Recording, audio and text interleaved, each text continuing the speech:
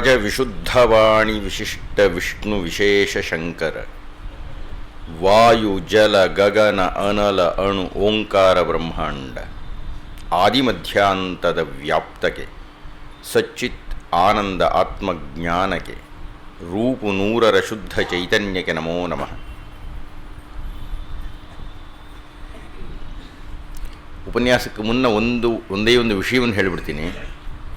ನಾವು ಅಂದುಕೊಂಡಿದ್ದು ನಾಡದ್ದು ನಾವು ಪ್ರಶ್ನೋತ್ತರಗಳನ್ನು ತಗೊಳ್ಳೋಣ ಅಂತ.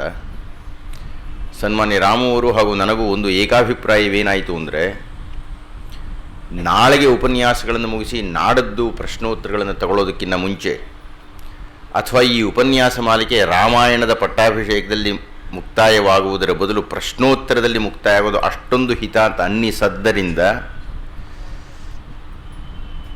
ನಾಳೆಯೇ ಪ್ರಶ್ನೋತ್ತರಗಳನ್ನು ತಗೊಂಡು ನಾಡದ್ದು ಉಪನ್ಯಾಸವನ್ನು ಮುಕ್ತಾಯ ಮಾಡತಕ್ಕಂಥದ್ದು ಉತ್ತಮ ಅಂತ ಅನ್ನಿಸ್ತು. ಹೀಗಾಗಿ ಒಂದಷ್ಟು ಪ್ರಶ್ನೆಗಳು ಬಂದಿದೆ. ನನ್ನನ್ನು ಅಲ್ಲಿ ಇಳಿದಾಗ 108 ಪ್ರಶ್ನೆ ಕೇಳಿಬಿಡ್ತೀರಿ. ಅಲ್ಲಿ ಕೊಡ್ರಿ ಪ್ರಶ್ನೆಗಳನ್ನು ಅಲ್ಲಿ ಕೊಡ್ತಾ ಇಲ್ಲ ನೀವು. ಎಷ್ಟು ಪ್ರಶ್ನೆಗಳು ಬಂದಿದೆಯೋ ಅಷ್ಟು ಪ್ರಶ್ನೆಗಳಿಗೆ ಕಾಲದ ಮಿತಿಯನ್ನು ನೋಡಿಕೊಂಡು ನಾನು ನಾಳೆ ಉತ್ತರ ಹೇಳೋದಕ್ಕೆ ಪ್ರಯತ್ನ ಪಡ್ತೀನಿ. ನಾಡದ್ದು ರಾಮಾಯಣದ ಉಪನ್ಯಾಸದ ಕೊನೆಯ ದಿವಸ, ಹೌದಾ ಅವರೇ? ನೀವೇನೋ ಇಲ್ಲಿ ಪ್ರಕಟಣೆ ಮಾಡಿದ್ರಲ್ಲ ಪಂಚೋಪಚಾರ ಪೂಜೆ, ಅದೆಲ್ಲ ಅದು 5:15. ಉಪನ್ಯಾಸ ಎಷ್ಟೊತ್ತಿಗೆ? 6. ಆ ಹೊತ್ತು ಅಕಸ್ಮಾತ್ ಸ್ವಲ್ಪ ಉಪನ್ಯಾಸ ಲಂಬಿಸಬಹುದು ಮುಕ್ತಾಯವನ್ನು ಮಾಡೋ ಕಾರಣದಿಂದ. ಅಷ್ಟಕ್ಕೆ ನೀವು ಸಿದ್ಧ ಇದ್ದೀರಲ್ವ? ಅಕಸ್ಮಾತ್ 15-20 ನಿಮಿಷ ಏನಾದ್ರು ತಡವಾದರೆ ನಿಮಗೆ ಪರವಾಗಿಲ್ವಾ?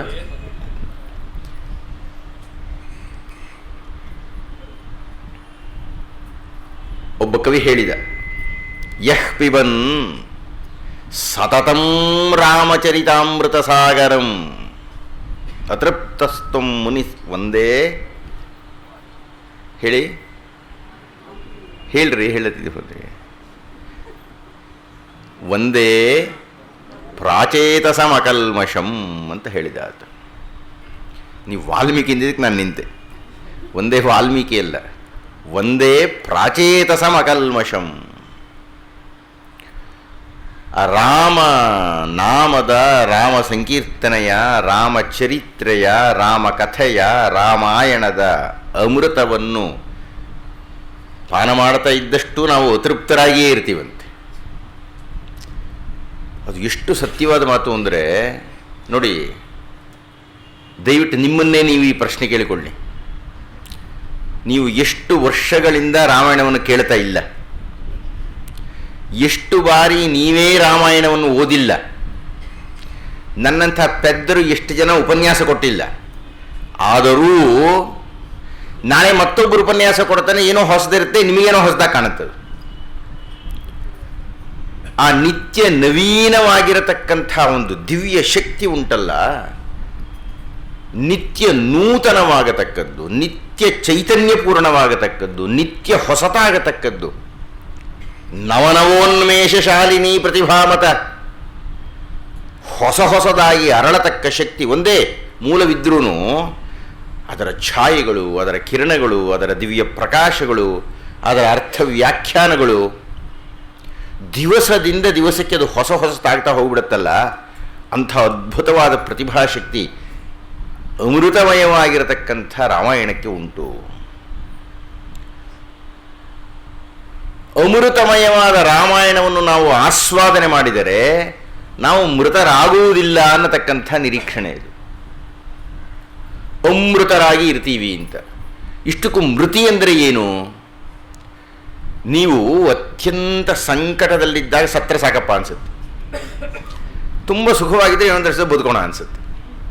ಅಂದರೆ ನಿಮ್ಮನ್ನು ಸದಾ ಸಂತುಷ್ಟ ಚಿತ್ತರನ್ನಾಗಿ ಮಾತನಾಡತಕ್ಕಂಥ, ಮಾಡತಕ್ಕಂಥ, ಹೇಳಿಸತಕ್ಕಂಥ, ಚಿಂತನೆಗೆ ಅವಕಾಶ ಕೊಡತಕ್ಕ ಶಕ್ತಿ ಆ ರಾಮಾಯಣ ಅಮೃತಕ್ಕೆ ಉಂಟು. ಹೀಗಾಗಿ ಸತತಂ ಅಂತ ಕವಿ ಹೇಳ್ತಾನೆ. ನೀವು ರಾಮಾಯಣದ ಅಧ್ಯಯನವನ್ನು ಸತತವಾಗಿ ಮಾಡಬೇಕು ಅಂತ. ನನಗೆ ಗೊತ್ತಿರತಕ್ಕಂಥ ಎಷ್ಟೋ ಆತ್ಮೀಯರುಗಳು ರಾಮಾಯಣದ ಪಾರಾಯಣವನ್ನು ಆರಂಭ ಮಾಡ್ತಾರೆ. ದಿವಸಕ್ಕೊಂದು 10 ಸರ್ಗ 8 ಸರ್ಗ ಹಾಗೆ ಹೇಳಿ ಯುದ್ಧಕಾಂಡ ಮುಗಿತಾ ಇದ್ದಾಗೆ ಮತ್ತೆ ಬಾಲಕಾಂಡದಿಂದ ಶುರು ಮಾಡ್ತಾರೆ. ಅವರ ಇಡೀ ಜೀವನ ಪೂರ್ಣ ರಾಮಾಯಣದ ಅಧ್ಯಯನದಲ್ಲಿಯೇ ಮುಕ್ತಾಯ ಆಗಿಬಿಡುತ್ತೆ. ಅದೇನದು ಅದೇನಂಥ ಶಕ್ತಿ ಇದೆಯಲ್ಲ ಕಾವ್ಯಕ್ಕೆ, ಅದನ್ನು ನಾನು ಹೇಗೆ ಹೇಳಿ, ನೀವು ಓದಿದ್ರೆ ನಿಮಗೆ ಗೊತ್ತಾಗುತ್ತೆ. ಕೆಲವರ ಆಪಾದನೆ ಇದೆ, ಪುನರುಕ್ತಿ ಇದೆ, ವಿವರಣೆ ಬಹಳ ಜಾಸ್ತಿ ಇದೆ, ಇದೆಲ್ಲ ಹೇಳ್ತೀರಿ, ಕೇಳೋಣ. ಆದರೆ ಗಮನಿಸಿ, ನಾನು ಪ್ರಪಂಚದ ಸಾಕಷ್ಟು ಧಾರ್ಮಿಕ ಸಾಹಿತ್ಯವನ್ನು ಅಧ್ಯಯನ ಮಾಡಿದ್ದೀನಿ, ಬೇರೆ ಬೇರೆ ಕಾವ್ಯಗಳನ್ನು ಅಧ್ಯಯನ ಮಾಡಿದ್ದೀನಿ. ರಾಮಾಯಣದ ವಿಶೇಷ ನೋಡ್ರಿ, ನೀವು ಎಷ್ಟನೇ ಸಲ ಆದರೂ ಓದಕ್ಕೆ ಶುರು ಮಾಡಿದ್ರೆ ಯಾವುದೋ ಒಂದು ಶ್ಲೋಕ ಓದ್ತೀನಿ, ಒಂದು 10 ಶ್ಲೋಕ ಓದ್ಬಿಟ್ಟಿರ್ತೀರಿ, ಓದಿಸ್ಕೊಂಡು ಹೋಗ್ತಾನೆ ಇರ್ತದೆ ನಿಮಗೆ. ಅಂತಹ ವಿಶೇಷವಾಗಿರತಕ್ಕಂಥ ಮೃತವಲ್ಲದ ಅಮೃತ ಶಕ್ತಿ ಇರತಕ್ಕದ್ದು ಆ ರಾಮಾಯಣದಲ್ಲಿ. ಅದನ್ನು ಬರೆದಂತಹ ಕವಿ ಯಾರತ? ಪ್ರಾಚೇತ ಸಂವಂದೇ. ಪ್ರಾಚೇತಸ ಅನ್ನತಕ್ಕಂಥ ಮಹರ್ಷಿ ಕಾವ್ಯವನ್ನು ಬರೆದು ಬಿಟ್ಟಿದ್ದಾನೆ. ಆ ಪ್ರಾಚೇತಸನಿಗೆ ನಾನು ನಮಸ್ಕಾರ ಮಾಡ್ತಾ ಇದ್ದೇನೆ. ನಾನು ಇಲ್ಲಿಗೆ ಬರುವುದಕ್ಕಿಂತ ಮುಂಚೆ ಒಬ್ಬರನ್ನು ಕೇಳಿದೆ, ಅಥವಾ ನಿಮ್ಮನ್ನು ಕೇಳ್ತಾ ಇದ್ದೇನೆ. ಇಲ್ಲಿಯ ತನಕ ಇದು 46ನೇ ಉಪನ್ಯಾಸ. ಇಷ್ಟರಲ್ಲಿ ಯಾರಾದರೂ ವಾಲ್ಮೀಕಿಯ ಹಿನ್ನೆಲೆಯನ್ನು ಕುರಿತು ಚರ್ಚೆ ಮಾಡಿದ್ದಾರೆ ಉಪನ್ಯಾಸಕರು? ಯಾರಾದರೂ ಮಾಡಿದರೆ ನಾನು ಪುನರುಕ್ತಿ ಆಗೋದು ಬೇಡ ಅಂತ ಕೇಳ್ತಾ ಇದ್ದೇನೆ. ವಾಲ್ಮೀಕಿ ಮಹರ್ಷಿಯ ಬಗ್ಗೆ ಅಂತ ಯಾರನ್ನು ನೀವು ಅಂದುಕೊಂಡಿದ್ದೀರೋ, ಆ ಪ್ರಾಚೇತಸ ಮಹರ್ಷಿಯ ಬಗ್ಗೆ ನಾನೊಂದು 2 ಅಂಶಗಳನ್ನು ಹೇಳಬೇಕಾಗಿದೆ. ಅದು ಬಹುದೊಡ್ಡದಾಗಿರತಕ್ಕಂಥ ಒಂದು ಅಪಪ್ರಚಾರವನ್ನು ರಾಮಾಯಣದ ಕರ್ತೃವಿಗೆ ಇಲ್ಲಿಯ ತನಕ ಅಂಟಿಸಿಕೊಂಡು ಬಂದು ಬಿಟ್ಟಿರುವುದರಿಂದ, ಶತಶತಮಾನಗಳಿಂದಲೂ ಅಂಥದ್ದೊಂದು ತಪ್ಪು ಕಲ್ಪನೆ ನಮ್ಮಲ್ಲಿ ಪ್ರಚಾರವಾಗಿ ಬಿಟ್ಟಿರುವುದರಿಂದ, ಅದಕ್ಕೆ ಈಗ ನಾನು ಹೇಳಲಿಕ್ಕೆ ಹೋಗ್ತಾ ಇರತಕ್ಕಂಥ ವಿಷಯಕ್ಕೆ ಸಂಬಂಧಪಟ್ಟಂತೆ ಯಾವುದೇ ಆಧಾರವೂ ವಾಲ್ಮೀಕಿಯ ರಾಮಾಯಣದಲ್ಲಿ ಇಲ್ಲವಾದ್ದರಿಂದ ಆ ಒಂದು ಅಂಶವನ್ನು ಅತ್ಯಂತ ಹ್ರಸ್ವವಾಗಿ ನಿಮ್ಮ ಗಮನಕ್ಕೆ ತಂದು ನಾನು ಇಂದಿನ ಉಪನ್ಯಾಸವನ್ನು ಆರಂಭ ಮಾಡಬೇಕಾಗಿದೆ. ಸಾಮಾನ್ಯವಾಗಿ ಈ ವಾಲ್ಮೀಕಿ ಮಹರ್ಷಿಯನ್ನು ಯಾರು ಅಂತ ಕರಿತೀವಿ ನಾವು? ವಾಲ್ಮೀಕಿ ಏನಾಗಿದ್ದ ಅಂತ ಕರಿತೀವಿ? ಜ್ವರ ಹೇಳಿ. ಬೇಡ ಆಗಿಬಿಟ್ಟಿದ್ದ. ಆನಂತರ ಅವನ ವೃತ್ತಿ ಏನಾಗಿತ್ತು? ದಾರಿ ಹೋಕರನ್ನೆಲ್ಲ ಕೊಲ್ಲಬೇಕಾಯಿತು. ಆಮೇಲೆ ಲೂಟಿ ಹೊಡಿತಾ ಇದ್ದ, ದರೋಡೆಕೋರನಾಗಿದ್ದ. ಆಮೇಲೆ ನಾರದರು ಒಂದ್ಸಲ ಬಂದರು. ಮುಂದುವರಿಸಿ ಹೇಳಿ. ಅವ್ರಿಗೂ ಹಾಗೆ ಮಾಡ್ಲಿಕ್ಕೆ ಹೋದ. ಪಾಪ ಆತ ನಂತರ ಏನಿತ್ತು? ತಂಬೂರಿ ಇತ್ತು, ಅದು ಬಿಟ್ಟರೆ ಏನಿತ್ತು ಅವ್ರ ಹತ್ರ? ಆದ್ದರಿಂದ ಏನೂ ಸಿಗಲಿಲ್ಲ. ಆಮೇಲೆ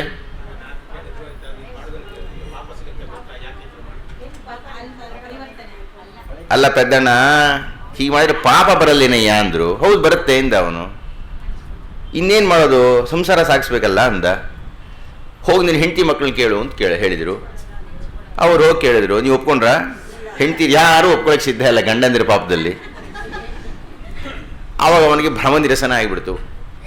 ಆಗ ವಾಪಸ್ ಬಂದ ನಾರದ ಮಹರ್ಷಿ ಆತನಿಗೆ ಉಪದೇಶ ಮಾಡಿದ. ಏನಂತ? ಮರ ಅಂತ ಉಪದೇಶ ಮಾಡಿದ. ಯಾಕೆ? ರಾಮ ಅಂತ ಹೇಳಲಿಕ್ಕೆ ಆಗಲಿಲ್ಲ.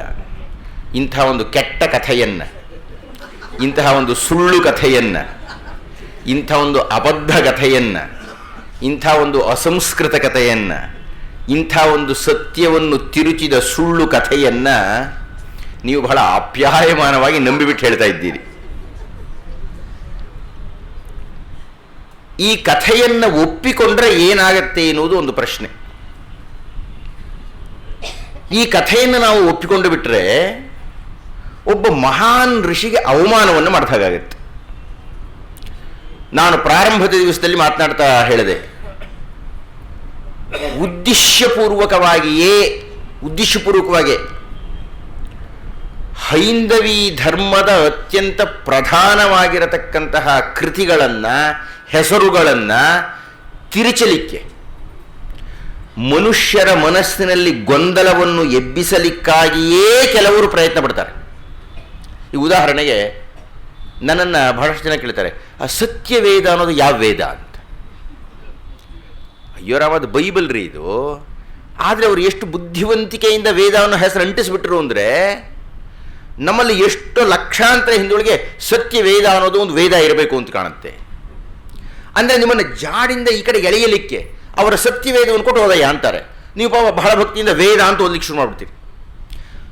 ಹಾಗೆಲ್ಲ ಹೆಸರು ಬದಲಾವಣೆ ಮಾಡೋ ಹಾಗಿಲ್ಲ. ಬೈಬಲ್ನ ನಿಯಮಕ್ಕೆ ಅನುಗುಣವಾಗಿಯೇ ಆ ಬೈಬಲ್ನಲ್ಲಿಯೇ ನಿಯಮ ಇದೆ. ಈ ಬೈಬಲ್ನಿಂದ ಯಾರಾದರೂ ಒಂದೇ ಒಂದು ಅಕ್ಷರವನ್ನು ತೆಗೆದು ಹಾಕಿದರೆ ಅಥವಾ ಹೊಸದಾಗಿ ಹಾಕಿದರೆ ಅವರಿಗೆ ರೌರವ ನರಕ ಅಂತ ಅದೇ ಹೇಳುತ್ತೆ. ಇವ್ರು ಹೇಗೆ ಅದನ್ನು ಬದಲಾವಣೆ ಮಾಡಿಬಿಟ್ರು? ಯಾಕೆ ಬದಲಾವಣೆ ಮಾಡಿದ್ರು ಅಂದರೆ, ಹಾಗೆ ಬದಲಾವಣೆ ಮಾಡೋದ್ರಿಂದ ನಿಮ್ಮ ಮನಸ್ಸಿನಲ್ಲಿ ಏನೋ ಆಗುತ್ತೆ ಅಂತ. ಹಾಗೆ ಈ ರಾಮಾಯಣದ ಕರ್ತೃವಿನ ಬಗ್ಗೆಯೂ ಒಂದು ಬದಲಾವಣೆಯನ್ನು ಮಾಡಿಬಿಟ್ರೆ, ಅವನೊಬ್ಬ ಋಷಿ, ಮಹಾನ್ ಋಷಿ, ಆ ಋಷಿಯ ಬದಲು ಇಂಥ ಒಂದು ಕೆಟ್ಟ ಕಥೆಯನ್ನು ನಿಮಗೆ ಹೇಳಿಬಿಟ್ರೆ ಅದೇ ಪ್ರಚಾರ ಆಗಿಬಿಟ್ಟು ನಿಮ್ಮ ಆರಂಭವೇ ಬೇಡನಲ್ಲಿ ಆರಂಭ ಆಗುತ್ತೆ. ಬೇಡ ಬೇಡ ಬೇಡ.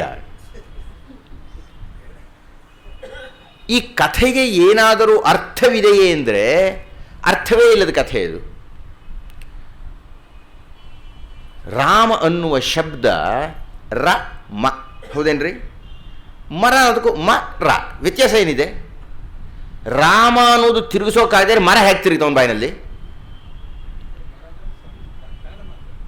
ಅದು ಯಾವುದೇ ಇರಲಿ, ರಕಾರ ಮಕಾರ ಎರಡೇ ಇದೆ ಅಲ್ವಾ ಸ್ವಾಮಿ? ರ ಮ, ಇದು ಮ ರ. ರ ಮ ತಿರುಗೋಕಾಗದೆ ಮ ರ ಹೇಗೆ ತಿರುಗ್ತು? ಆದ್ದರಿಂದ ರಾಮ ಶಬ್ದ ತಿರುಗದೇ ಮರ ಶಬ್ದ ಪ್ರಯೋಗವಾಯಿತು ಅನ್ನತಕ್ಕಂಥದ್ದೇ ಒಂದು ಸುಳ್ಳು. ಇಷ್ಟಕ್ಕೂ ಇದನ್ನು ಹೇಳಿದ್ಯಾರು? ಮಾನ್ಯ ಗುಂಡಪ್ಪನವರು ಹೇಳ್ತಾರೆ, ಕನ್ನಡದ ಹರಿಕಥಾದಾಸರೇ ಹೇಳಿರಬೇಕು ಅಂತ. ಅದು ಯಾಕೆ ಅವರು ಹಾಗೆ ಹೇಳಿದರೋ ಗೊತ್ತಿಲ್ಲ. ಆ ಮರ ಅನ್ನತಕ್ಕಂಥ ಶಬ್ದ ಕನ್ನಡದಲ್ಲಿ ಇದೆ, ತಮಿಳಿನಲ್ಲಾಗಲಿ ಬೇರೆ ಭಾಷೆಯಲ್ಲಾಗಲಿ ಇಲ್ಲ ಅಂತ. ಆದರೆ ವಾಸ್ತವವಾಗಿ ಅದು ಬರ್ತಕ್ಕಂಥದ್ದು ಅಧ್ಯಾತ್ಮ ರಾಮಾಯಣದಲ್ಲಿ. ಅಲ್ಲಿ ನಾರದರ ಬದಲು ಸಪ್ತರ್ಷಿಗಳು ಬರ್ತಾರೆ. ಸಪ್ತರ್ಷಿ ಪಾಪ ನೀವು ಹೇಳಿದ ಕಥೆಗೆ ಒಂದು ಆಧಾರ ಇದೆ, ಅದು ಯೋಗ್ಯವಾದ, ಸಾಧಾರವಾದ, ಸರಿಯಾದ, ಸತ್ಯವಾದ ಆಧಾರ ಅಲ್ಲ ಅಷ್ಟೇ. ಅಧ್ಯಾತ್ಮ ರಾಮಾಯಣದಲ್ಲಿ ಅಷ್ಟು ಹೊತ್ತಿಗಾಗಲೇ ಯಾವ ಯಾವ ಕಾರಣಗಳಿಂದ ಅದು ವಿರೂಪವಾಗಿತ್ತೋ ಗೊತ್ತಿಲ್ಲ. ಪಾಪ ನೀವು ಹೇಳಿದ ಕಥೆಯಂತೆ ನಾರದರ ಬದಲು ಸಪ್ತರ್ಷಿಗಳು ಬರ್ತಾರೆ. ಈ ಕಿರಾತಕ ಅನ್ನತಕ್ಕಂಥವನು ಹಾಗೆ ಮಾಡ್ತಾ ಇದ್ದ, ನೀವು ವರ್ಣನೆ ಮಾಡಿದ್ದನ್ನು. ಯಥಾ ಪ್ರಕಾರ ಹೆಂಡತಿ ಮಕ್ಕಳ ಹತ್ರಕ್ಕೆ ಹೋದ. ಅಲ್ರಿ, ಯಾವ ಹೆಂಡತಿ ನಿಮಗೆ ಕೆಟ್ಟ ಕೆಲಸ ಮಾಡಿ ಅಂತ ಹೇಳ್ತಾರೆ? ಸುಮ್ಮನೆ ನಾವು ಗಂಡಸರೆಲ್ಲ ಹೆಂಡತಿ ಮೇಲೆ ಹಾಕ್ಬಿಡೋದು. ಪಾಪ ಅವಳು ಒದ್ದಾಡ್ತಾಳಲ್ಲಪ್ಪ, ಅದಕ್ಕೋಸ್ಕರ ನಾನು ಮಾಡ್ತೀನಿ ಅಂತ. ಆಕೆ ಹತ್ರ ಮಾತಾಡಿ ನೋಡಿ, ನೀವು ಒಪ್ತೀರೇನಮ್ಮ? ಕಪ್ಪು ಕೆಲಸ ಮಾಡೋದು ಒಪ್ತೀರಾ ನೀವು ಯಾರಾದ್ರೂ? ನಮ್ಮ ಹಿಂದೂ ಹೆಣ್ಣು ಒಪ್ಪಲ್ರಪ್ಪ. ಆದರೆ ಗಂಡಸಾಗೆಲ್ಲ ಅವಕಾಶ ತಗೋಬಾರ್ದು. ಹಾಗೆ ತಗೊಂಡ್ಬಿಟ್ಟ ಅವನು. ಅದಲ್ಲ ಅಂತ ಹೇಳಿ ಅತ್ಯಂತ ಸ್ಪಷ್ಟವಾದ ಮಾತುಗಳಲ್ಲಿ ಏಕಾಗ್ರ ಅತ್ರ ಏವ ಮರೇತಿ ಜಪ ಸರ್ವದಾ. ಮರೇತಿ ಜಪ ಸಂಪೂರ್ಣವಾದ ಸಂಸ್ಕೃತ ಶ್ಲೋಕವೇ ಇದು, ಅಧ್ಯಾತ್ಮ ರಾಮಾಯಣದಲ್ಲಿ ಬರ್ತಕ್ಕಂಥದ್ದು. ಇಲ್ಲಿ ಈ ಗೊಂದಲ ಇಲ್ಲ, ರಾಮ ಶಬ್ದ ಬದಲಾವಣೆ ಆಯಿತು, ಮರ ಶಬ್ದ ಬಂತು ಅಂಥದ್ದೇನೂ ಇಲ್ಲ. ಮರೇತಿ ಜಪ ಸರ್ವದ, ಮರ ಅನ್ನತಕ್ಕಂಥ ನೀನು ಜಪವನ್ನು ಮಾಡು ಅಂತ ಹೇಳಿದರು ಅಂತ. ಯಾಕೆ ಆ ಅಧ್ಯಾತ್ಮ ರಾಮಾಯಣದ ಹತ್ತಿರ ಆಜ್ಞೆನೇ ಅದು ಹೋಗಿಬಿಡ್ತೋ, ಯಾಕಾಗಿ ವಾಲ್ಮೀಕಿ ಹೆಸರನ್ನು ತಿರುಚಿದರೋ ನಮಗೆ ಗೊತ್ತಿಲ್ಲ. ವಾಲ್ಮೀಕಿ ಅನ್ನತಕ್ಕಂಥದ್ದು ಹೆಸರೇ ಎಲ್ಲ ಹಾಗೆ ನೋಡಿದರೆ. ಆದ್ದರಿಂದಲೇ ಈ ಶ್ಲೋಕವನ್ನು ನಾನು ಪ್ರಾರಂಭದಲ್ಲಿ ಹೇಳಿದ್ದು, ಒಂದೇ ಪ್ರಾಚೇತಸಂ ಅಕಲ್ಮಷಂ, ಅಕಲ್ಮಷನಾಗಿರತಕ್ಕ, ಶುದ್ಧನಾಗಿರತಕ್ಕಂತಹ ಪ್ರಚೇತಸ್ಸನ್ನತಕ್ಕಂತಹ 10 ಬ್ರಹ್ಮರ್ಷಿಗಳು, ಮಾನಸ ಪುತ್ರರು ಬ್ರಹ್ಮನಿಗೆ. ಮರೀಚಿಮರ್ತ್ಯಂಗಿರಸೌ ಪುಲಸ್ತ್ಯಂ ಪುಲಹಂ ಕ್ರತುಂ ಪ್ರಚೇತಸಂ ವಸಿಷ್ಠಂಚ ಭೃಗುಂ ನಾರದಮೇವಚ ಅಂತ 10 ಮಂದಿ ಬ್ರಹ್ಮರ್ಷಿಗಳು, ಬ್ರಹ್ಮ ಮಾನಸ ಪುತ್ರರು.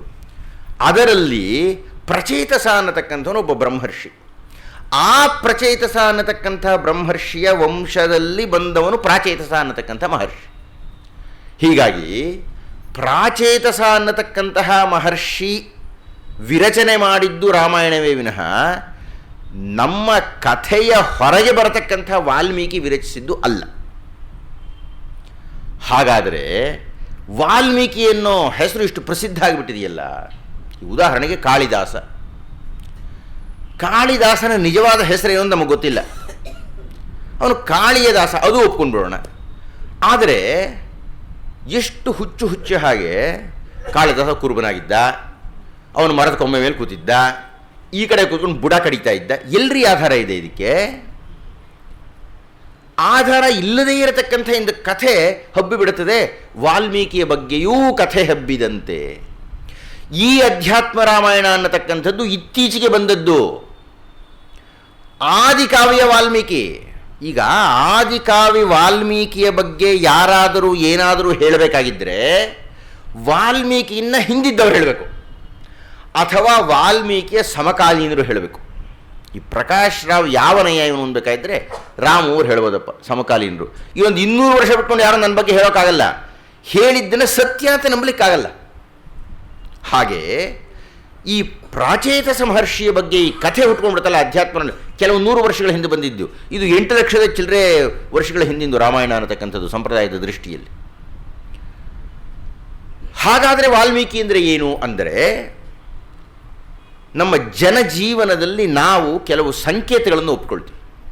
ಈ ಉದಾಹರಣೆಗೆ 5 ಅಂತ ಬರೆದುಬಿಟ್ಟು ಅದರ ಪಕ್ಕದಲ್ಲಿ ನೋಡಿ ಇಲ್ಲಿ ಹೀಗೊಂದು ಚಿಹ್ನೆ ಹಾಕ್ತೀವಿ. ಏನದು? ಧನಾತ್ಮಕ ಅಂಶ ಅಂತ, ಧನಾತ್ಮಕ ಚಿಹ್ನೆ. ಆ ಧನಾತ್ಮಕ ಚಿಹ್ನೆ ಅರ್ಥ ಏನು? 5, ಈ ಧನಾತ್ಮಕ ಚಿಹ್ನೆ ಪಕ್ಕದಲ್ಲಿ 5 ಏನದು? ಅವೆರಡನ್ನು ಕೂಡುವುದು ಅನ್ನತಕ್ಕಂಥದ್ರ ಸೂಚನೆ ಅದು ಕೊಡ್ತಾ ಇದ್ದ ಒಂದು ಸಂಕೇತ ಅದು.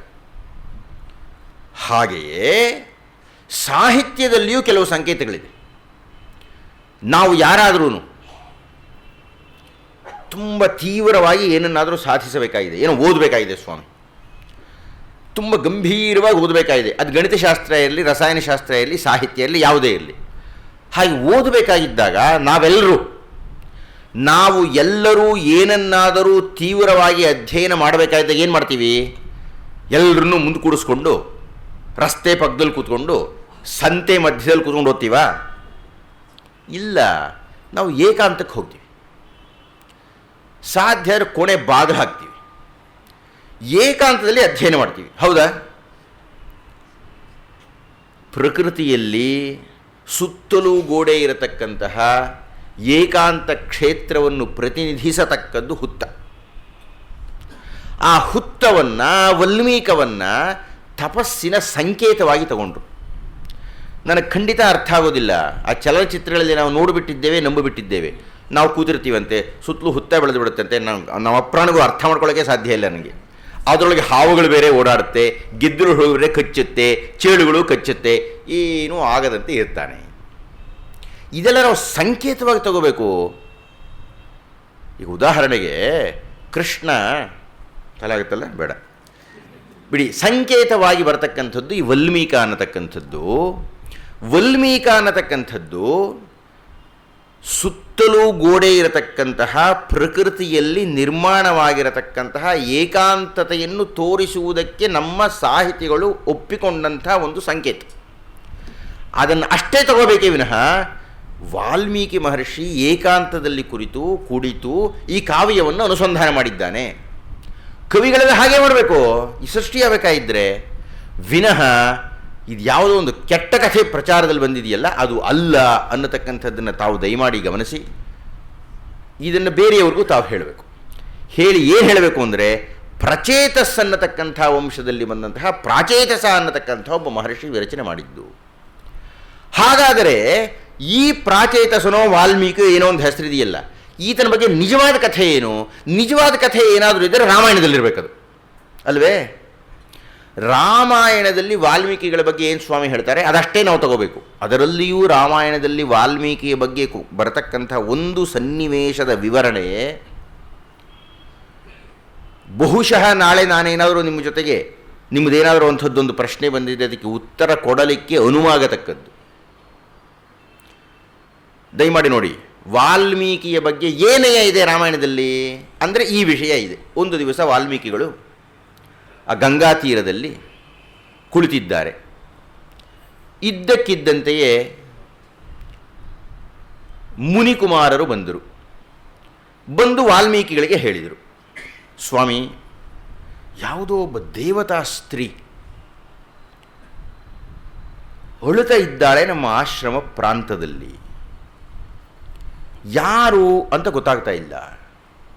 ಆದರೆ ನಿಮ್ಮ ಕರುಣೆಗೆ ಪಕ್ಕಾಗಬೇಕಾಗಿರತಕ್ಕಂಥ ಒಬ್ಬ ದಿವ್ಯ ಸ್ತ್ರೀ ಅಂತ ನಾವು ಅಂದುಕೊಂಡಿದ್ದೇವೆ. ಆದ್ದರಿಂದ ತಾವು ದಯಮಾಡಿ ಆಕೆಯನ್ನು ವಿಚಾರಿಸಿ ಅಂತ ಹೇಳಿ. ಓಹೋ ಅಂದರು. ಓಹೋ, ಅದು ಹಾಗೆ ಅಂತ ಕಾಣುತ್ತೆ. ಇನ್ನು ಆಶ್ರಮದಲ್ಲಿದ್ದಾರೆ ವಾಲ್ಮೀಕಿಗಳು. ಓ, ಅದು ಹಾಗೆ ಅಂತ ಕಾಣುತ್ತೆ ಅಂತ ಹೇಳಿ ಎದ್ದು ಬಂದರು. ಅಲ್ಲಿ ಯಾರು ಅಳ್ತಾ ಇದ್ರು?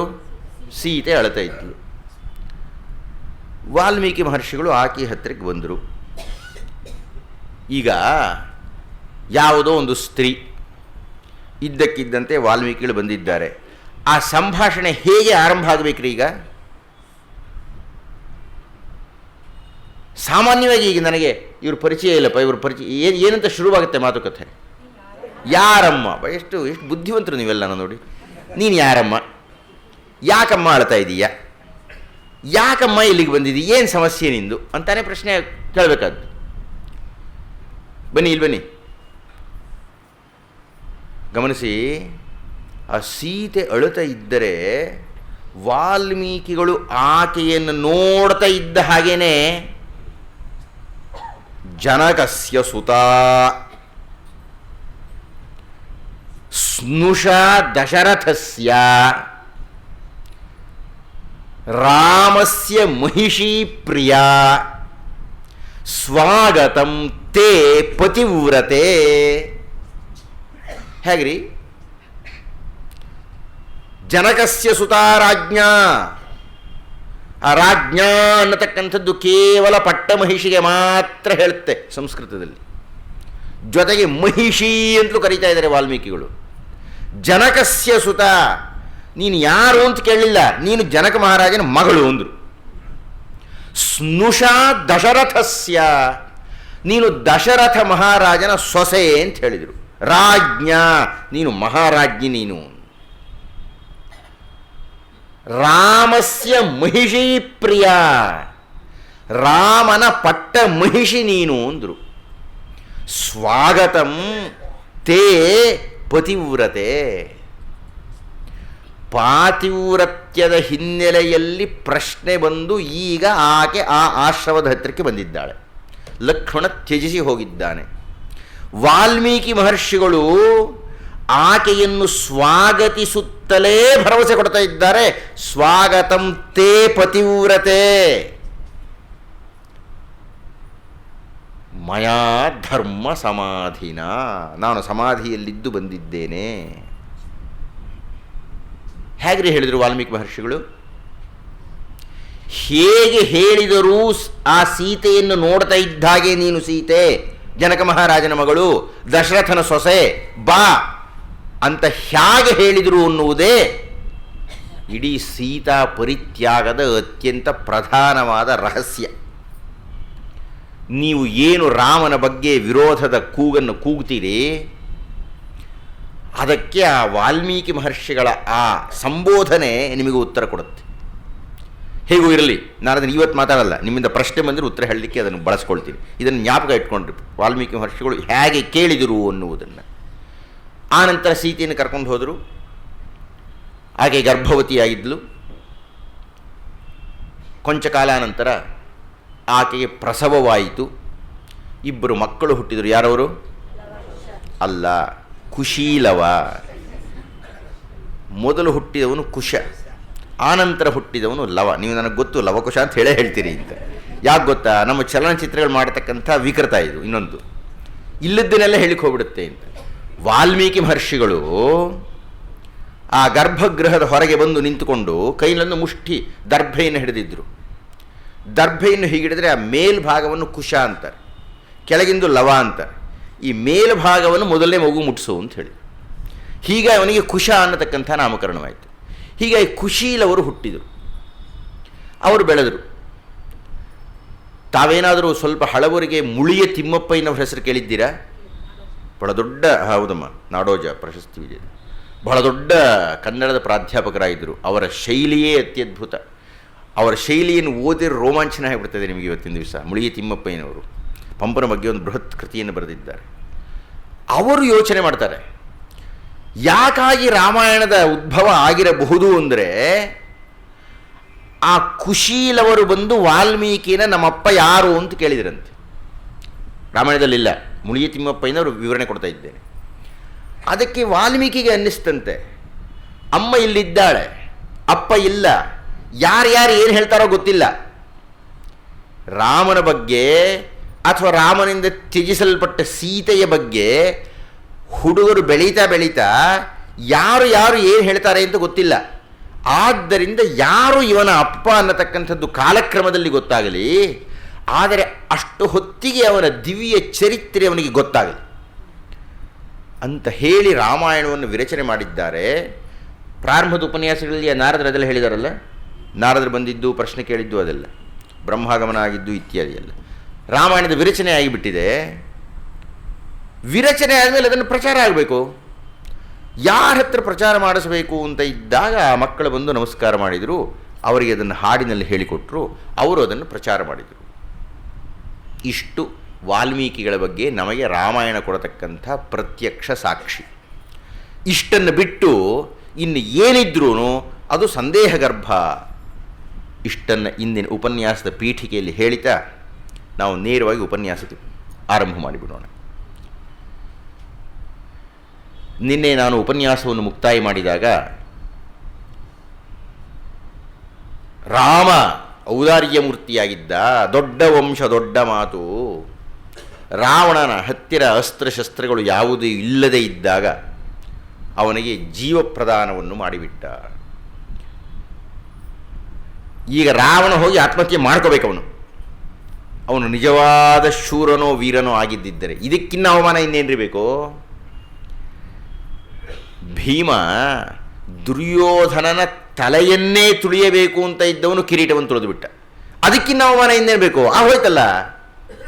ಆ ಕಿರೀಟವನ್ನು ರಾಮರು ಭಂಗ ಮಾಡಿಬಿಟ್ಟಿದ್ದಾರೆ. ಇದನ್ನು ನಾವು ಉತ್ತಮ ಅಂಗ ಅಂತ ಕರಿತೀವಿ. ಅಂಗಗಳೆಲ್ಲ ಉತ್ತಮವಾದ್ದು. ಆ ಉತ್ತಮವಾದ ಅಂಗಕ್ಕಿನ್ನ ಉತ್ತಮವಾದದ್ದು ಅದರ ಭಗ್ನವಾಗಿ ಬಿಟ್ಟಿದೆ. ರಾಮರು ಬಾಯಿಬಿಟ್ಟು ಹೇಳ್ತಾ ಇದ್ದಾರೆ, ನಿನಗೆ ಜೀವದಾನ ಮಾಡಿಬಿಟ್ಟಿದ್ದೇನೆ, ಇಂದು ಹೋಗೆ ನಾಳೆ ಬನ್ನಿ, ನಿಮ್ಮ ಕೈಯಲ್ಲಿ ಅಸ್ತ್ರವಿಲ್ಲ. ಪಾಪ ರಾಮರು ಹೊಗಳ್ತಾರೆ, ಅಯ್ಯ ರಾವಣ, ನೀನು ಬೆಳಗ್ಗಿನಿಂದ ಯುದ್ಧ ಮಾಡಿ ಬಳಲಿ ಬಿಟ್ಟಿದ್ದೀಯ, ರಾತ್ರಿ ಹೋಗಿ ನಿದ್ದೆ ಮಾಡಿ ಉತ್ಸಾಹದಿ ನಾಳೆ ಬನ್ನಿ ಅಂತ ಹೇಳ್ತಾರೆ. ಇದಕ್ಕಿನ್ನ ಅವಮಾನ ರಾವಣನಿಗೆ ಇಲ್ಲ. ಆದರೆ ಹಿಂದೆ 2 ಸಂದರ್ಭಗಳಲ್ಲಿ ಹೀಗಾಗಿತ್ತವನಿಗೆ. ಆ 2 ಸಂದರ್ಭಗಳಿಗೆ ಹೋಲಿಸಿಬಿಟ್ಟರೆ ರಾಮ ತೆಕ್ಕರೆ ಗಗನಕ್ಕೆ ಏರಿ ಕುಳಿತುಕೊಂಡು ಬಿಡ್ತಾನೆ. ಹಿಂದೊಂದು ಸಲ ಇದೇ ಮದೋನ್ಮತ್ತನಾಗಿದ್ದಂಥ ರಾವಣ ಹೋಗಿದ್ದ. ನರ್ಮದಾ ನದಿ ತೀರದಲ್ಲಿ ಅವನ ಸ್ವರ್ಣಲಿಂಗವನ್ನು ಇಟ್ಟುಕೊಂಡು ಪೂಜೆ ಮಾಡ್ತಾ ಇದ್ದ. ನಿನ್ನೆ ನನ್ನನ್ನೊಬ್ಬರು ಕೇಳಿದರು, ನೀವು ಮೊದಲನೇ ದಿವಸ ಮಾತಾಡಿದಾಗ ಅವನು ಶಿವಭಕ್ತ ಅಲ್ಲವೇ ಅಲ್ಲ ಅಂತ ಹೇಳಿಬಿಟ್ಟು ನೆನ್ನೆ ನೋಡಿದರೆ ಈಶ್ವರನ ಒಂದು ಶ್ಲೋಕ ಹೇಳಿಬಿಟ್ರಲ್ಲ ಅಂತ. ದಯಮಾಡಿ ಅರ್ಥ ಮಾಡ್ಕೊಳ್ಳಿ ಮಹಾಸ್ವಾಮಿ, ಈ ಈಶ್ವರನ ಹೆಸರು ಪ್ರಸ್ತಾವ ಆಗುವುದೇ ಕೇವಲ ಉತ್ತರಕಾಂಡದಲ್ಲಿ. ಇಡೀ ಮೊದಲಿನ 6 ಕಾಂಡದಲ್ಲಿ ಈಶ್ವರನ ಭಕ್ತ ಅಂತ ಇಲ್ವೇ ಇಲ್ಲ. ಅದರಲ್ಲಿಯೂ ವರಗಳನ್ನು ಏನಾದರೂ ರಾವಣ ಕೇಳಿದ್ದಾನೆ ಅಂದರೆ ಅದು ಕೇವಲ ಬ್ರಹ್ಮನಿಂದ ಅಂತ ಹೇಳಿದ್ದು ನಾನು. ಉತ್ತರಕಾಂಡದ ಸತ್ಯಾಸತ್ಯತೆಯ ಬಗ್ಗೆಯೇ ನಮ್ಮಲ್ಲಿ ನಮ್ಮ ವಿದ್ವಾಂಸರಲ್ಲಿ ಕೊಂಚ ಸಂದೇಹಗಳಿದೆ. ಅದಕ್ಕೆ ಕಾರಣಗಳು ಬೇಕಾದಷ್ಟಿದೆ, ಅದಕ್ಕೆ ಈ ಹೊತ್ತು ಚರ್ಚೆ ಮಾಡಲಿಕ್ಕೆ ಆಗೋದಿಲ್ಲ, ಅದು ಬಿಡಿ. ಅಂತೂ ನರ್ಮದಾ ನದಿ ತೀರದಲ್ಲಿ ರಾವಣ ತನ್ನಲ್ಲಿ ಯಾವಾಗಲೂ ಒಯ್ಯುತ್ತಾ ಇದ್ದಂತಹ ಸ್ವರ್ಣಲಿಂಗವನ್ನು ಇಟ್ಟುಕೊಂಡು ಪೂಜೆ ಮಾಡ್ತಾ ಇದ್ದನಂತೆ. ಇದ್ದಕ್ಕಿದ್ದ ಹಾಗೆಯೇ ಆ ನರ್ಮದಾ ನದಿಯ ನೀರು ಹಿಮ್ಮುಖ ಆಗಿಬಿಡ್ತು. ಹೀಗೆ ನದಿ ನೀರು ಹೋಗ್ತಾ ಇದೆ, ಇಲ್ಲಿನ ಪೂಜೆ ಮಾಡ್ತಾ ಇದ್ದಾನೆ. ಆ ನೀರು ಏನೋ ಅಡೆಯಾಗಿ ಹಿಂದಕ್ಕೆ ಬರಲಿಕ್ಕೆ ಶುರುವಾಯ್ತದೆ. ಇಲ್ಲೆಲ್ಲ ನೀರಿನ ಪಾತ್ರ ಜಾಸ್ತಿ ಆಗಿಬಿಡ್ತು. ಆ ಶಿವಲಿಂಗಕ್ಕೆ ಮಾಡಿದ ಪೂಜೆಯೆಲ್ಲ ಭಂಗವಾಗಿಬಿಟ್ಟು ಹೂಗಳೆಲ್ಲ ತೇಲಿಕೊಂಡು ಹೋಗ್ಬಿಡ್ತು. ಏನು ಹೀಗಾಗ್ತಾ ಇದೆಯಲ್ಲ ಅಂತ ಇವನೆದ್ದ. ಎದ್ದು ತನ್ನ ದೂತರನ್ನು ಕರೆದು ಹೇಳ್ದ, ಏನೋ ಅಡ್ಡ ಬಿದ್ದಿದ್ದಾಗಿದೆ, ಮುಂದೆ ನೋಡ್ಕೊಂಡು ಬನ್ನಿರಿ ಅಂತ. ಅಲ್ಲಿ ಅವರು ಹೋಗಿ ಒಂದು ಅರ್ಧ ಯೋಜನೆ ಹೋಗಿ ಹಿಂದಕ್ಕೆ ಹೆದರ್ಕೊಂಡು ಬಂದು ಹೇಳ್ತಾರೆ, ನಂಗೆ ನೋಡೋದಕ್ಕೆ ಆಶ್ಚರ್ಯ ಆಗ್ತಾ ಇದೆ, ಒಬ್ಬ ಮಹಾಕಾಯ ಇದೆ ಇಲ್ಲಿ. ಎಷ್ಟು ಉದ್ದ ಇದೆ ಅಂತಂದರೆ ಆ ಇಡೀ ನದಿಯ ದಡದಲ್ಲಿ ಮಲಗಿಬಿಟ್ಟು ಕೈಯನ್ನು ಹೀಗಿಟ್ಟಿದ್ದಾನೆ. ಒಂದರ ಒಂದು 500 ಕೈಗಳಿದೆ ಇಲ್ಲಿ. ಆ 500 ಕೈಗಳನ್ನು ಅಡ್ಡ ಇಟ್ಟಿದ್ದರಿಂದ ನದಿಯ ನೀರು ಮುಂದಕ್ಕೆ ಹೋಗದೆ ಅಡ್ಡಿಯಾಗಿ ಹಿಂದಕ್ಕೆ ಬಂದ್ಬಿಟ್ಟಿದೆ. ಯಾಕೆ ಅವನಿಟ್ಟಿದ್ದಾನೆ ಅಂದರೆ ಅವನ ಹೆಂಡತಿಯನ್ನು ಕರ್ಕೊಂಡು ಬಂದುಬಿಟ್ಟಿದ್ದಾನೆ, ಜಲಕ್ರೀಡೆ ಆಡೋಣ ಅಂತ. ಅಷ್ಟು ಜನ ಒಟ್ಟಿಗೆ ನದಿಯಲ್ಲಿ ಸ್ನಾನ ಮಾಡಬೇಕಾದ್ರಿಂದ, ಜಲಕ್ರೀಡೆ ಆಡಬೇಕಾದ್ರೆ ನೀರು ಸ್ವಲ್ಪ ಜಾಸ್ತಿ ಇರಲಿ ಅಂತ ಹೇಳಿ ಅಡ್ಡ ಇಟ್ಬಿಟ್ಟಿದ್ದಾನೆ ರಾವಣ. ಇವನು ಯಾವಾಗಲೂ ಮದೋನ್ಮತ್ತ. ನಾವು ದೊಡ್ಡವರು ಆಗ್ತಾ ಆಗ್ತಾ ಆಗ್ತಾ ಆಗ್ತಾ ಆಗ್ತಾ ನಮ್ಮಲ್ಲಿ ವಿನಯ ಜಾಸ್ತಿ ಆಗಬೇಕು. ನಾವು ಚಿಕ್ಕವರಾಗಿದ್ದ ನಾವು ಅದು ಸಾಧಿಸ್ತೀವಿ, ಅದು ಮಾಡ್ತೀವಿ, ಇದು ಮಾಡ್ತೀವಿ ಅಂತೀವಿ. ವಯಸ್ಸಾಗ್ತಾ ಆಗ್ತಾ ಆಗ್ತಾ ಆಗ್ತಾ ನಮಗೇ ಆಶ್ಚರ್ಯ ಆಗ್ಬಿಡ್ತದೆ, ನಾವು ಬಹಳ ಪುಟಾಣಿ ವ್ಯಕ್ತಿಗಳಲ್ಲ ಅನಿಸ್ಬಿಡುತ್ತೆ. ಏಕೆಂದರೆ ಅಷ್ಟೊತ್ತಿಗೆ ನಮ್ಮ ಜಗತ್ತು ವಿಶಾಲವಾಗಿ ಕಂಡಿರುತ್ತೆ. ನಾನು ಮಾಧ್ಯಮಿಕ ಶಾಲೆಯಲ್ಲಿ ಓದ್ತಾ ಇದ್ದಾಗ ಪುಟಾಣಿ ಶಾಲೆ, ಆ ಪುಟಾಣಿ ಶಾಲೆ ನಾನೇ ಭಾಳ ದೊಡ್ಡ ಮನುಷ್ಯ. ಆವಾಗ ನಾನು ಅಂದ್ಕೊಳ್ತೇವೆ, ನಾನು ಚೆನ್ನಾಗಿ ಮಾತಾಡ್ತೀನಿ ಕಣಯ್ಯ ಅಂತಂತ. ಸ್ವಲ್ಪ ಬೆಳೀತಾ ಬೆಳೀತಾ ಈಗ ಅನಿಸುತ್ತೆ ನನ್ನ ಹೆಂಗೆ ಮಾತಾಡೋ 1000 ಜನ ಇದ್ದಾರೆ. ಹಾಗೆ ನನ್ನ ಕುಬ್ಜ ದೃಷ್ಟಿ ಇದು. ದೊಡ್ಡವರಾಗ್ತಾ ನೀವು ಸ್ವಲ್ಪ ದೊಡ್ಡವರಾಗಬೇಕು, ದೊಡ್ಡತನ ಕಲ್ತ್ಕೋಬೇಕು.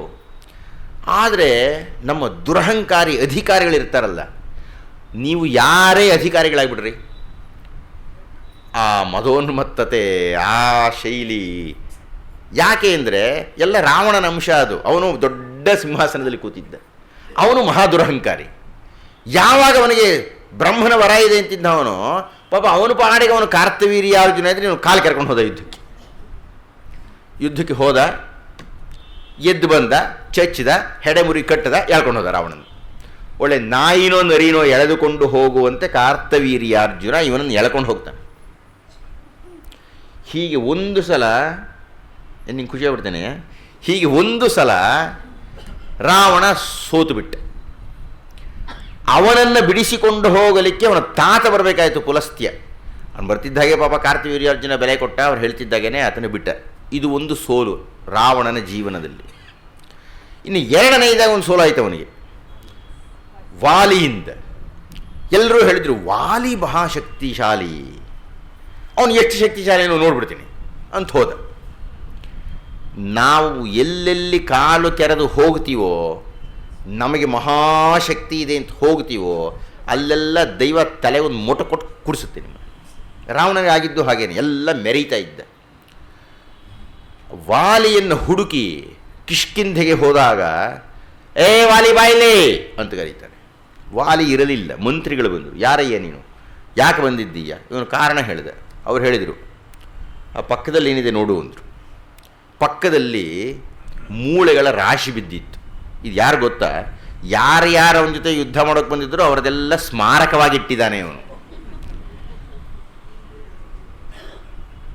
ಅಕಸ್ಮಾತ್ ನಿನಗೇನಾದರೂ ಅವನ ಜೊತೆ ಯುದ್ಧ ಮಾಡಬೇಕು ಅನ್ನೋ ತೀವ್ರತೆ ಕಡಿಮೆ ಆಗದೇ ಇದ್ದರೆ, ಅವನಿಗೆ ನೋಡಪ್ಪ ಆ ಪೂರ್ವದಲ್ಲೋ ಪಶ್ಚಿಮದಲ್ಲೋ ಎಲ್ಲೋ ಸಂಧ್ಯಾ ವಂದನೆ ಮಾಡ್ತಾ ಇದ್ದಾನೆ, ಹೋಗಿ ಅಲ್ಲಿ ಬೇಕಾದ್ರೆ ನೀನು ಅವನ ಜೊತೆ ಕಿತ್ತಾಡು. ರಾವಣ ಹೋದ. ಇವನ ಹಣೆ ಬರಹ ಯಾವಾಗಲೂ ಅಷ್ಟೇ, ಬರೀ ಮೋಸ, ಇವನದು ಬರೀ ಹೇಡಿತನ. ಪಾಪ ಅವನು ವಾಲಿ ಸಂಧ್ಯಾ ವಂದನೆ ಮಾಡೋಕ್ಕೆ ಹೀಗೆ ಕೂತಿದ್ದಾನಪ್ಪ. ಮುಂದೆ ಬರಬೇಕು ಬೇಡ, ಹಿಂದಿನಿಂದ ಬರ್ತಾರೆ. ಹಿಂದಿನಿಂದ ಬಂದು ಅವನು ಹಾಗೆ ಗಬಕ್ಕಂತ ಹಿಡ್ಕೊಂಡು ನೂಕ್ಬಿಡೋಣ ಅಂತಿರ್ತಾನೆ. ಅಥವಾ ಅವನ ಜೊತೆಗೆ ಹಾಗೆ ಏನೇನು ಅವನ ಮನಸ್ಸಲ್ಲಿರ್ತೋ ನನಗೆ ಹೇಗೆ ಗೊತ್ತಾಗುತ್ತೆ, ಅಂತೂ ಹಿಂದಿನಿಂದ ಬಂದು. ಆದರೆ ವಾಲಿ ಅಂತಹವನು, ಅವನಿಗೆ ಈ ಕಳ್ಳ ಹೆಜ್ಜೆಯಲ್ಲಿ ಬರ್ತಾ ಇದ್ದಂಥ ರಾವಣ ಗೊತ್ತಾಯ್ತು. ಅವನಿಗೆ ಸಂಧ್ಯಾ ವಂದನೆ ಮಾಡ್ತಾ ಇದ್ದವನು ಹೀಗೆ ಅಂದಿದ್ದಾನೆ, ರಾವಣ ಹೀಗೆ ಬಂದಿದ್ದಾನೆ, ಹಿಡ್ಕೊಂಬಿಟ್ಟ. ಒದಾಡ್ತಾ ಇದ್ದಾನೆ ರಾವಣ. ಹಾಗೆ ಹಿಡ್ಕೊಂಡು ಆ ಅರ್ಘ್ಯವನ್ನು ಕೊಟ್ಟು ಹಾಗೆ ಹರಿದನ ಮೇಲಕ್ಕೆ. ಆ ವಾಲಿ ಪ್ರತಿ ದಿವಸವೂ 4 ದಿಕ್ಕುಗಳಲ್ಲಿ ಹೋಗಿ ಅರ್ಘ್ಯ ಪ್ರದಾನ ಮಾಡಿ ಬರ್ತಾ ಇದ್ದಂತ. ಅವನು ಹಾರ್ತಾ ಇದ್ದಾನೆ, ಇವನು ಹಿಂದ್ಗಡೆ ಒಳ್ಳೆ ಬಾಲಂಗೋಚಿ ಎಲ್ಲಾಡ್ದಾಗ ರಾವಣ ಅಲ್ಲಾಡ್ತಾ ಇದ್ದಾನೆ. 4 ದಿಕ್ಕುಗಳಿಗೆ ಹೋಗಿ ಅರ್ಘ್ಯ ಪ್ರದಾನವನ್ನೋ ಗಾಯತ್ರಿ ಜಪವನ್ನೋ ಏನೋ ಒಂದನ್ನು ಮಾಡಿ ಬಂದ ಮೇಲೆ ಕಿಷ್ಕಿಂದೆ ಮುಂದೆ ಕೈ ಬಿಟ್ಟಂತೆ. ಇವನು ಧವಕ್ಕಂತ ಬಿದ್ದ ಅವನು ರಾವಣ. ಕೇಳ್ತಾನೆ ಅವನ್ನ, ಯಾವುದಯ್ಯ ಕಪಿ ನೀನು ಅಂತಂದು. ಇವನು ಕಪಿ, ಅವನು ಕೇಳ್ತಾ ಇದ್ದಾನೆ, ಯಾಕೆ ಹೀಗೆ ಬಂದಿದೀಯ ನೀನು ಅಂತ. ಅವನು ಹೇಳ್ದ, ರಾವಣ ಮುಕ್ತವಾಗಿ ಹೊಗಳು ಬಿಡ್ತಾನೆ. ಮೊನ್ನೆ ಆಂಜನೇಯನನ್ನು ಹೊಗಳಿದಂತೆ, ಏನಯ್ಯ ನಿನ್ನ ಶಕ್ತಿ, ನಾನು ಪುಷ್ಪಕ ವಿಮಾನವನ್ನು ಹತ್ತಿ ಹೋಗ್ತೀನಿ ಅಂಥದ್ದು ನೀನು ನನಗೇನೊಂದು ಹುಳುವನ್ನು ಕಚ್ಚಿಸ್ಕೊಂಡು ಹೋಗ್ಬಿಟ್ಟಿದೆಯಲ್ಲ ನೀನು, ಯಾವುದೂ ಆಧಾರ ಇಲ್ಲದೆ ಹೋಗ್ಬಂದ್ಬಿಟ್ಟಿದೆಯಲ್ಲ. ನಿನ್ನಂಥ ಶಕ್ತಿಶಾಲಿ ನನಗೆ ಸ್ನೇಹಿತನಾಗಿರಬೇಕು ಅಂತ ಹೇಳಿ ಕೊನೆಗೆ ವಾಲಿ ಜೊತೆಗೆ ಸ್ನೇಹ ಮಾಡ್ಕೊಂಡು ಬರ್ತಾನೆ. ಇದು 2ನೆಯ ಸೋಲು. ಅವನ ಜೀವನದಲ್ಲಿ ಆದ 3ನೆಯ ಸೋಲು ಈ ಹೊತ್ತಾಗಿದೆ. ಆದರೆ ಈ 3 ಸೋಲುಗಳಲ್ಲಿಯೂ ಅತ್ಯಂತ ಔದಾರ್ಯವಾಗಿ ನಡೆದದ್ದು ಶ್ರೀರಾಮರು. ಕಾರ್ತವೀರ್ಯಾಜಿನ ಹೆಡೆಮುರಿ ಕಟ್ಟಿ ಕರ್ಕೊಂಡೋಗ್ಬಿಟ್ಟ. ಸಂಧಾನಕ್ಕೆ ತಾತ ಬರಬೇಕಾಯ್ತು. ವಾಲಿ ಹತ್ತಿರಕ್ಕೆ ಬರ್ತಿದ್ದಾಗೆ ಅವನ್ನ ಹಿಸುಕಿ ಒದ್ದಾಡಿಸಿ ಎಲ್ಲ ಸುತ್ತಿಸಿ ಕೆಳಗೆ ತಂದು ಬೀಳಿಸ್ದ. ಅವನು ಪ್ರಾರ್ಥನೆ ಮಾಡಿದ, ನಿನ್ನ ಮೈತ್ರಿ ಬೇಕಯ್ಯ ಅಂತ. ಆವಾಗ ಅವನು ಅನುಗ್ರಹಿಸಿದ. ಈ ಎರಡೂ ಸಂದರ್ಭಗಳಲ್ಲಿ ರಾವಣನಿಂದ ಕಾರ್ತವೀರ್ಯಾರ್ಜುನನಿಗಾಗಲಿ ವಾಲಿಗಾಗಲಿ ಯಾವುದೇ ನಷ್ಟ ಆಗಿಲ್ಲ, ಯಾವುದೇ ಮರ್ಯಾದೆಗೆ ಧಕ್ಕೆ ಬಂದಿಲ್ಲ. ಆದರೂ ಅವರು ಅವನಿಗೆ ಶಿಕ್ಷೆ ಕೊಟ್ಟರು. ಇಲ್ಲಿ ಶ್ರೀರಾಮರಿಗೆ ಬಹುಶಃ ಒಬ್ಬ ವ್ಯಕ್ತಿಗೆ ಆಗಬಹುದಾದಂತಹ ಅವಮಾನದ ಖೇಚರ ಆಗಿಬಿಟ್ಟಿದೆ. ಶತ್ರು ಸಿಕ್ಕಿಬಿಟ್ಟಿದ್ದಾನೆ, ಯುದ್ಧಕ್ಕೆ ಬಂದಿದ್ದಾನೆ, ಕೈಯಲ್ಲಿ ಏನೂ ಇಲ್ಲ. ಏನು ಇಷ್ಟೊತ್ತು ಇತ್ತಲ್ಲ, ಯಾಕೆ ಚಚ್ಕೊಡ್ದಾಗಿತ್ತು? ಚಚ್ಚಲಿಲ್ಲಪ್ಪ. ಯಾಕಂದ್ರೆ ನಾವಲ್ಲ ಶ್ರೀರಾಮರು. ನಾವು ಬಿಡ್ತೀವಂಥ ಸಂದರ್ಭ ಬಂದರೆ, ನಮಗೇನಾದರೂ ಶತ್ರು, ಇಂಥ ಶತ್ರು ಸಿಕ್ಕಿದ್ರೆ ಹೋಗ್ಬಾರ, ಸ್ವಲ್ಪ ಸುಖವಾಗಿದ್ವ ಅಂತ ಹೇಳಕ್ಕೆ ಸಾಧ್ಯ ಇದೆಯಾ ನಾವು? ಕ್ಷಾತ್ರ ಧರ್ಮದಲ್ಲಿ, ಅದರೊಳಗೂ ಯುದ್ಧ ನೀತಿಯಲ್ಲಿ ಅಂಥ ದೌರ್ಬಲ್ಯದ ಮುಹೂರ್ತವನ್ನೇ ಹುಡುಕಬೇಕು. ಇಲ್ಲ, ಶ್ರೀರಾಮರದು ಧರ್ಮಯುದ್ಧ. ಆದ್ದರಿಂದ ಅಷ್ಟೊಂದು ಅವಮಾನ ಮಾಡಿದಂತಹ ರಾವಣ ಆಗ ಕೊಂಚ ಹೊತ್ತಿಗೆ ಮುಂಚೆ ಲಕ್ಷ್ಮಣನಿಗೆ ಇಟ್ಕೊಟ್ಬಿಟ್ಟಿದ್ದಾನೆ. ನಾನು ಆ ಪ್ರಸಂಗವನ್ನು ಕಾಲ ಇಲ್ಲ ಅಂತ ಮುಂದಕ್ಕೆ ಹೋಗ್ಬಿಟ್ಟೆ. ರಾಮರು ಹನುಮಂತನ ಭುಜದ ಮೇಲೆ ಕುಳಿತು ಯುದ್ಧ ಮಾಡುವುದಕ್ಕೆ ಮುಂಚೆ ಲಕ್ಷ್ಮಣನಿಗೆ ಮರ್ಮಾಘಾತವಾದಂಥ ಏಟನ್ನು ಕೊಟ್ಟಿದ್ದಾನೆ. ಲಕ್ಷ್ಮಣ ಮೂರ್ಛೆ ಹೋಗಿಬಿಟ್ಟಿದ್ದಾನೆ. ಆ ಲಕ್ಷ್ಮಣನನ್ನು ಎತ್ತಿಕೊಂಡು ಹೋಗಬೇಕು ಅಂತ ರಾವಣ ತನ್ನ 20 ತೋಳುಗಳನ್ನು ಬಿಟ್ಟು ಎತ್ತದ, ಆಗಲಿಲ್ಲ. ಮತ್ತೊಮ್ಮೆ ಗಮನಿಸಿ ಹನುಮಂತನ ಪರಾಕ್ರಮವನ್ನು. ತೇನ ಮುಷ್ಟಿ ಪ್ರಹಾರೇಣ ರಾವಣೋ ರಾಕ್ಷಸೇಶ್ವರ. ಹನುಮಂತ ಬಂದು ಒಂದು ಮುಷ್ಟಿ ಏಟು ರಾವಣ ಕೊಟ್ಟಂತೆ ತಲೆ ಮೇಲೆ, ಹಾಗೆ ಕುಸಿದು ಬಿಟ್ಟಂತೆ. ಪಪಾತಚ ಚಚಾಲಚ, ಮೂಗಿನಲ್ಲಿ ಕಿವಿಯಲ್ಲಿ ರಕ್ತ ಬರೋಕ್ಕೆ ಶುರುವಾಗ್ಬಿಡ್ತಂತೆ. ಸುಸ್ತಾಗಿ ನಿಶ್ಚೇಷ್ಟಿತನಾಗಿ ಹೋಗಿ ರಥದಲ್ಲಿ ಕೂತ್ಕೊಂಡಂತೆ. ಆಮೇಲೆ ಹನುಮಂತ ಲಕ್ಷ್ಮಣನ ಎತ್ಕೊಂಡು ಬರ್ತಾನೆ. ಎತ್ಕೊಂಡು ಒಂದು ಕಡೆಗೆ ಮಲಗಿಸಿಬಿಟ್ಟ ಮೇಲೆ ಮತ್ತೆ ಹನುಮಂತನ ಮೇಲೆ ರಾಮರು ಹತ್ಕೊಂಡು ಯುದ್ಧ ಮಾಡ್ತಾರೆ. ಇಷ್ಟೆಲ್ಲ ಆಗಿಬಿಟ್ಟಿದೆ. ಹನುಮಂತನ ಹಣೆಗೆ ಏಟು ಕೊಟ್ಟು ಹನುಮಂತನಿಗೆ ರಕ್ತಸ್ನಾನ ಮಾಡಿಸಿಬಿಟ್ಟಿದ್ದಾನೆ ರಾವಣ. ಸೀತೆಯನ್ನು ಅಪಹರಿಸಿದ್ದಾಯಿತು, ಕೂಡಿಟ್ಟಿದ್ದಾಯಿತು, 10 ತಿಂಗಳು ಒದ್ದಾಡಿಸಿದ್ದಾಯಿತು, ಅವಳಿಗೆ ಕಾಟ ಕೊಟ್ಟಿದ್ದಾಯಿತು. ಈಗ ರಾಮ ಬಂದು ಇಷ್ಟು ದಿವಸಗಳು ಯುದ್ಧ ನಡೆದಿದೆ. ಈಗ ತನ್ನ ತಮ್ಮ, ಇನ್ನೂ ಮೂರ್ಛೆಯಿಂದ ಇದ್ದಿಲ್ಲ ಲಕ್ಷ್ಮಣ, ತನ್ನ ತಮ್ಮನಿಗೆ ಮೂರ್ಛೆ ಮಾಡಿದ್ದಾನೆ, ಹನುಮಂತನಿಗೆ ನೋಯಿಸಿದ್ದಾನೆ. ಇಷ್ಟಾದರೂ ರಾಮರು ಹೋಗ್ಬಾರಯ್ಯ, ಸ್ವಲ್ಪ ವಿಶ್ರಾಂತಿ ತಗೊಂಡು ನಾಳೆ ಬಾ ಅಂದುಬಿಟ್ರು. ಎಂಥ ಸಂಯಮ ಶ್ರೀರಾಮರಿಗೆ ಉಂಟು ನೋಡಿ, ಎಂಥ ಧಾರ್ಮಿಕ ಸಂಹಿತೆ ರಾಮರಿಗೆ ಉಂಟು ನೋಡಿ. 21ನೇ ಶತಮಾನದಲ್ಲಿ ರಾಮಾಯಣ ಓದಿ ನಮಗೆ ಏನಾಗಬೇಕ್ರಿ ಅಂದರೆ, ನೀವು ಒಂದೊಂದು ಸರ್ಗವು ನಿಮಗೆ ಪಾಠ ಹೇಳುತ್ತೆ. ರಾಮಾಯಣ ಅಂದರೆ ಅರ್ಥ ಏನು? ರಾಮಾಯಣ ಅಂದ್ರೆ ಅರ್ಥ ಏನು ಸ್ವಾಮಿ? ರಾಮಾಯಣ ಅಂದ್ರೆ ಅರ್ಥ ಏನ್ರಿ? ರಾಮ ಅಯನ ಅಂತ. ರಾಮ, ಈಗ ನಮಗೆ ಪ್ರತಿಯೊಬ್ಬರಿಗೂ ಒಂದು ಹೆಸರನ್ನು ಇಡ್ತಾರೆ ನಮ್ಮ ಅಪ್ಪ ಅಮ್ಮಂದರು. ಹಾಗೆ ಹೆಸರಿಡ್ಬೇಕಾದ್ರೆ ಭಾಳ ಯೋಚನೆ ಮಾಡಿಡ್ತಾರೆ. ಅವನು ಹೇಗಾದರೂ ಭಾಳ ಒಳ್ಳೆ ಹೆಸರೇ ಇಡ್ತಾರೆ ಅವನಿಗೆ. ಅವನು ನರಪೇತ್ಲ ಇದ್ರು ಮಿಸ್ಟರ್ ಭೀಮಸೇನ್ ರಾವ್ ಅಂದ್ಬಿಡ್ತಾರೆ ಅವನಿಗೆ. ಒಂದು ಹೆಸರಿಟ್ಬಿಟ್ಟಿರ್ತಾರೆ. ಅವನ ದೃಷ್ಟಿ ಇಲ್ಲ, ಒಂದು ಒಳ್ಳೆ ಚೆನ್ನಾಗಿ ಗುಂಡಾಗಿ ದಪ್ಪ ನೋಡಿ ಅವರಿದ್ದಾರೆ, ಅವ್ರು ಹಾಗಿರಬೇಕು ಅಂತಂದ್ರೆ. ಅಂದರೆ ಅಪ್ಪ ಅಮ್ಮಂದರಿಗೆ ತಮ್ಮ ಮಕ್ಕಳಿಗೆ ಹೆಸರಿಡುವಾಗ ಅವರು ಬಹಳ ಚೆನ್ನಾಗಿರಬೇಕು ಅನ್ನತಕ್ಕಂಥ ಒಂದು ಕಲ್ಪನೆ ಇದೆ. ವಾಲ್ಮೀಕಿ ಮಹರ್ಷಿಗಳು ತಮ್ಮ ಬೃಹತ್ ಕಾವ್ಯಕ್ಕೆ ಹೆಸರಿಡಬೇಕಾಯ್ತು ಅವರಿಗೆ. ರಾಮ ಅಯನ ಅಂತ ಅಂದರು. ಅಯನ ಅಂದ್ರೆ ಅರ್ಥ ಏನು? ಏನಮ್ಮ? ಕನ್ನಡಿ.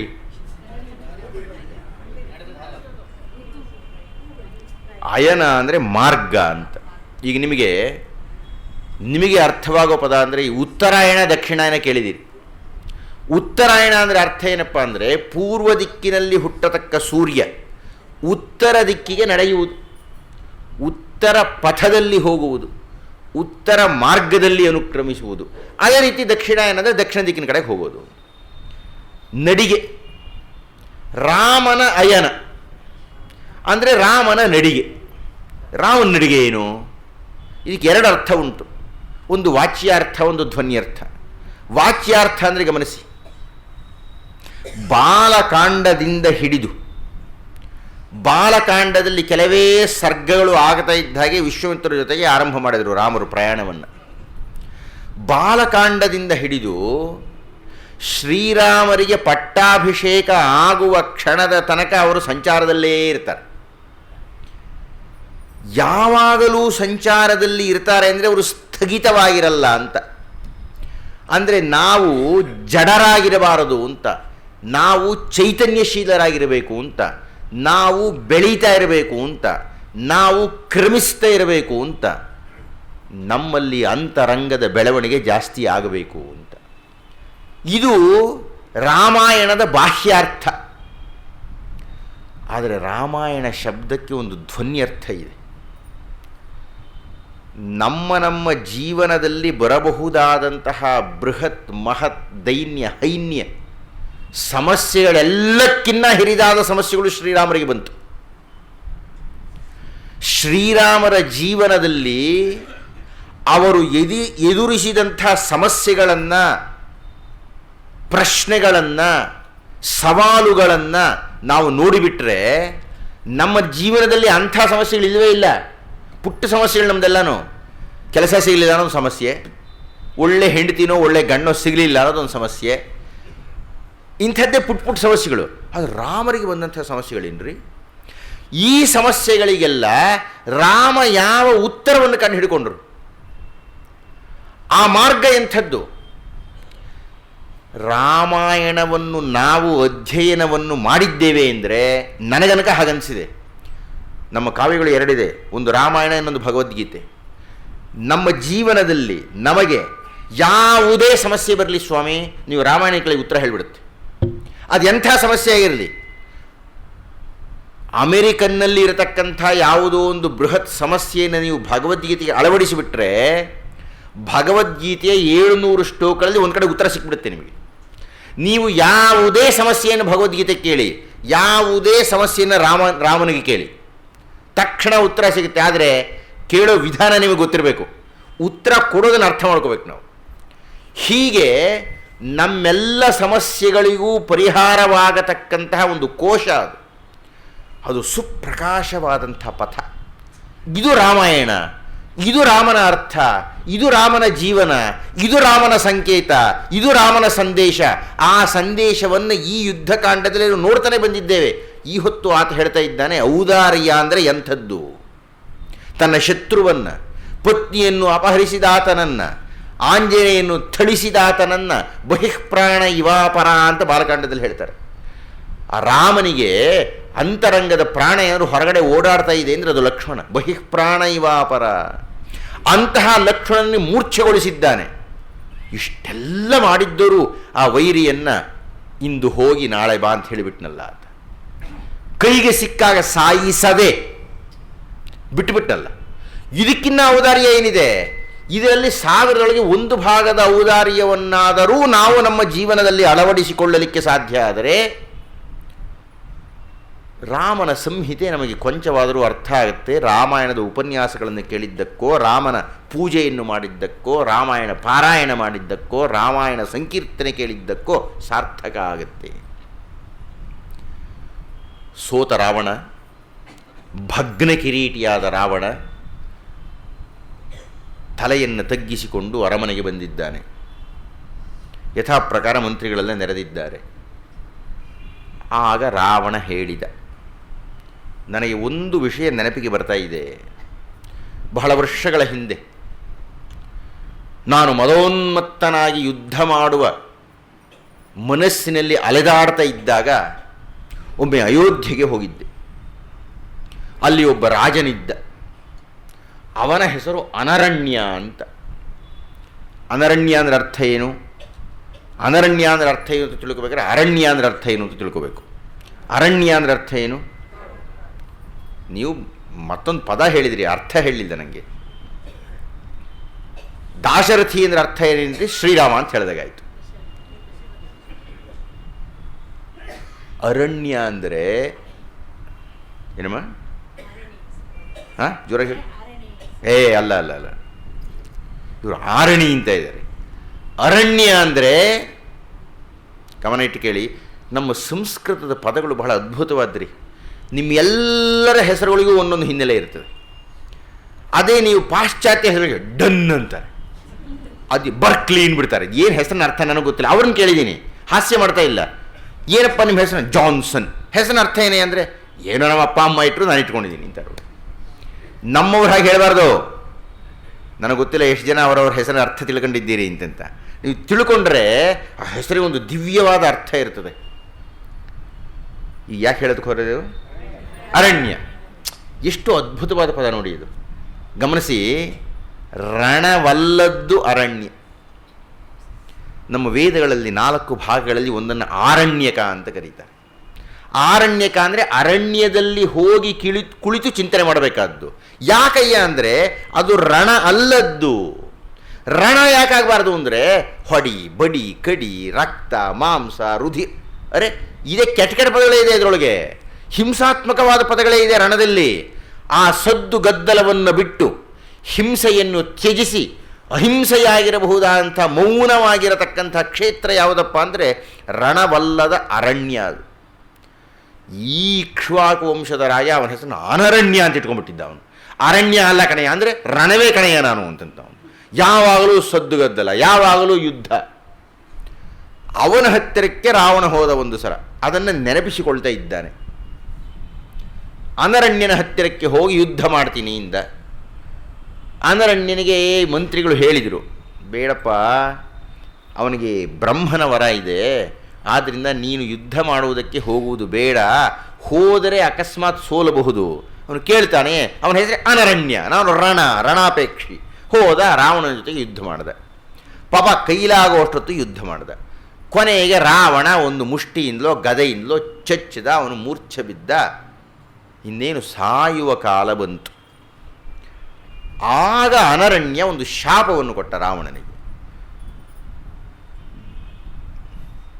ಇಕ್ಷ್ವಾಕೂಣಾಂ ಮಹಾತ್ಮನಾಂ, ಇಕ್ಷ್ವಾಕು ವಂಶದಲ್ಲಿ ಹುಟ್ಟಬಹುದಾದಂತಹ ಒಬ್ಬ ಮಹಾತ್ಮ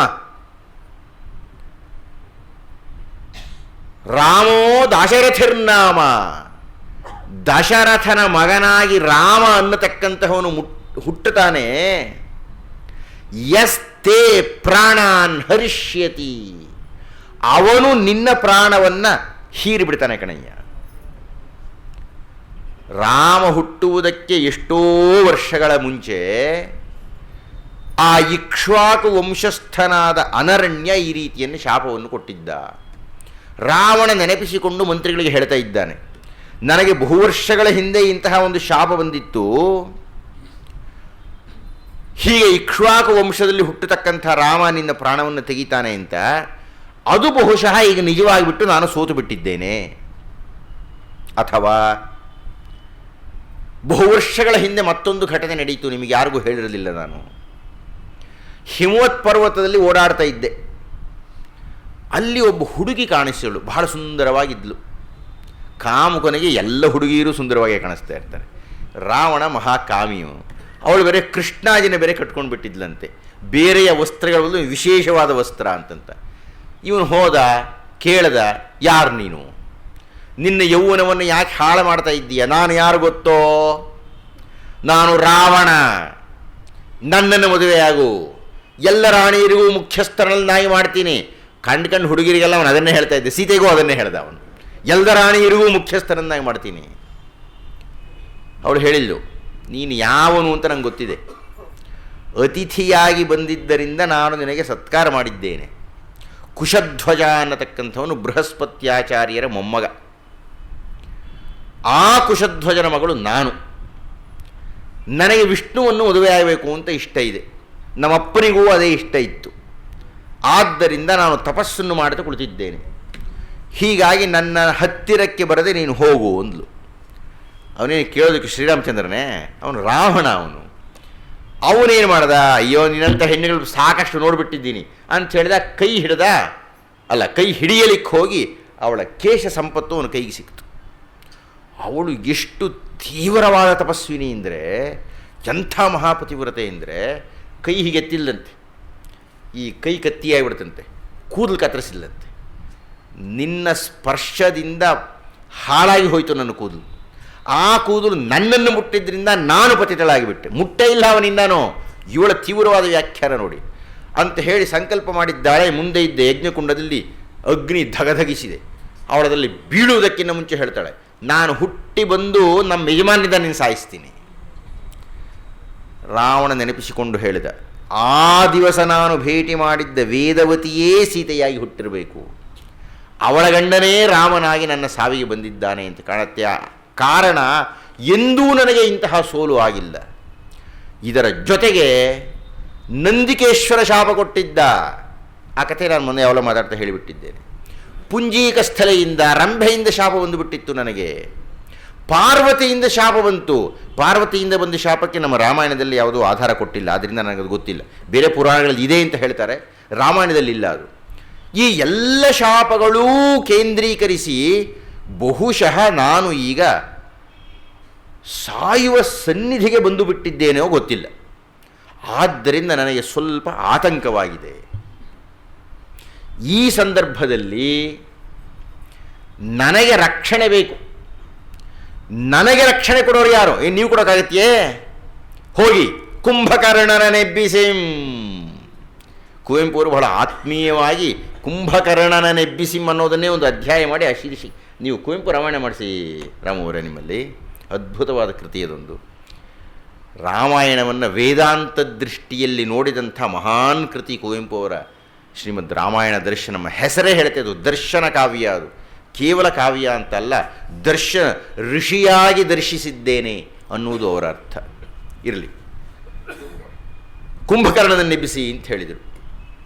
ಕುಂಭಕರ್ಣ ಮಲಗಿ ಅಂದಿಗೆ ಕೇವಲ 9 ದಿವಸಗಳಾಗಿದೆ.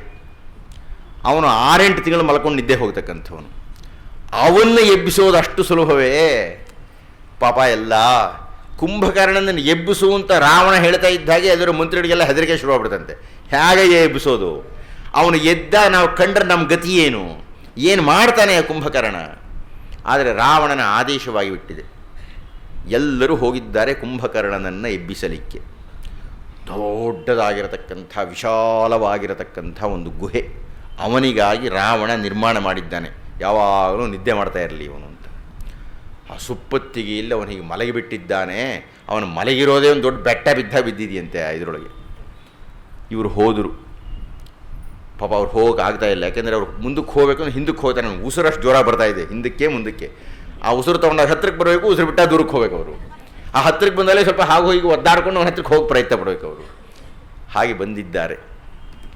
ಬಂದು ಎಷ್ಟೇ ಆಗಲಿ ಮಹಾರಾಜರ ತಮ್ಮ ಯುವರಾಜ ಅವನು ಅಂಥೇಳಿ ಚಂದನವನ್ನೆಲ್ಲ ಮೈಗೆ ಹಚ್ಚಿದ್ದಾರೆ, ಮೆಲ್ಲಿಗೆ ಮಾತಾಡಿಸಿದ್ದಾರೆ ಅಂತಿದ್ದಾನೆ ಅವನು. ಇವ್ರ ಮಾತು ಅವನಿಗೆ ಎಲ್ಲಿ ಕೇಳಿಸ್ತಾ ಇದೆ. ಅವರು ಆಮೇಲೆ ಮಾತಾಡಿಕೊಂಡ್ರು, ಹಾಗಲ್ಲಪ್ಪ, ಅಕಸ್ಮಾತ್ ನಾವು ಎಬ್ಬಿಸೇ ಬಿಟ್ಟರೆ, ಅವನು ಎದ್ದೇ ಬಿಟ್ಟರೆ, ನಮ್ಮನ್ನು ಹಿಡಿದು ನುಂಗಾಕ್ಬಿಟ್ರೆ ನಾವೇನು ಮಾಡೋಣ?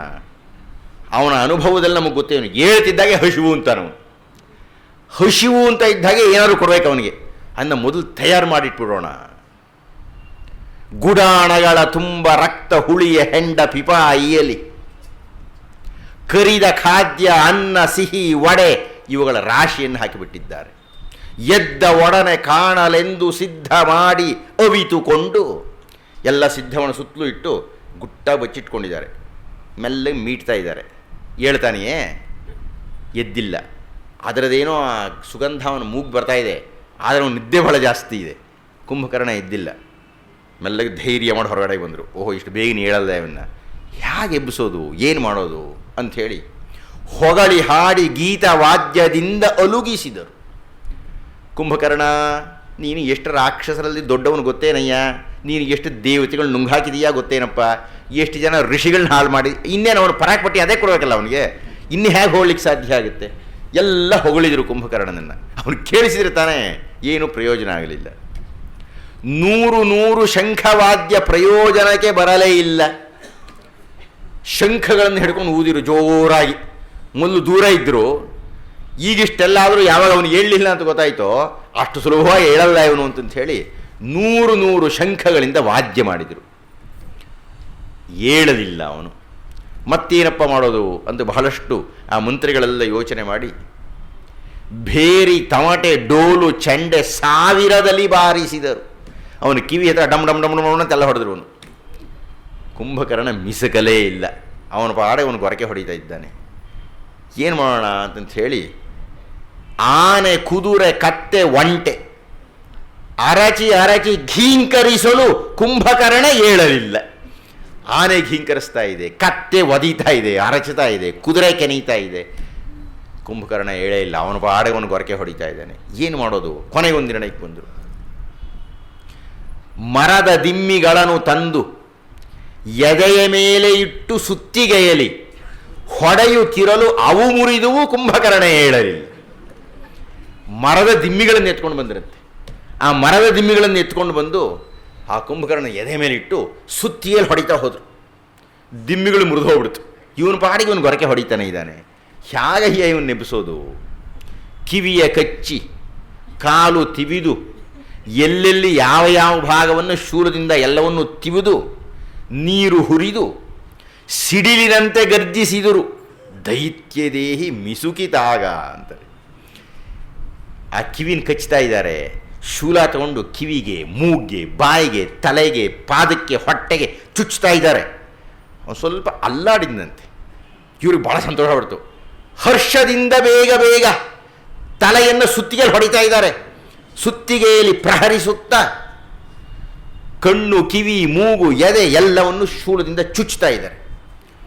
ಆಗ ಅವನು ಎಚ್ಚರ ನಿದ್ದೆಯಲ್ಲಿ ಹೊರಳೆ ಸ್ವಲ್ಪ ಹಾಗೆ ಅಲ್ಲಾಡಿದಂತೆ ಕುಂಭಕರ್ಣ.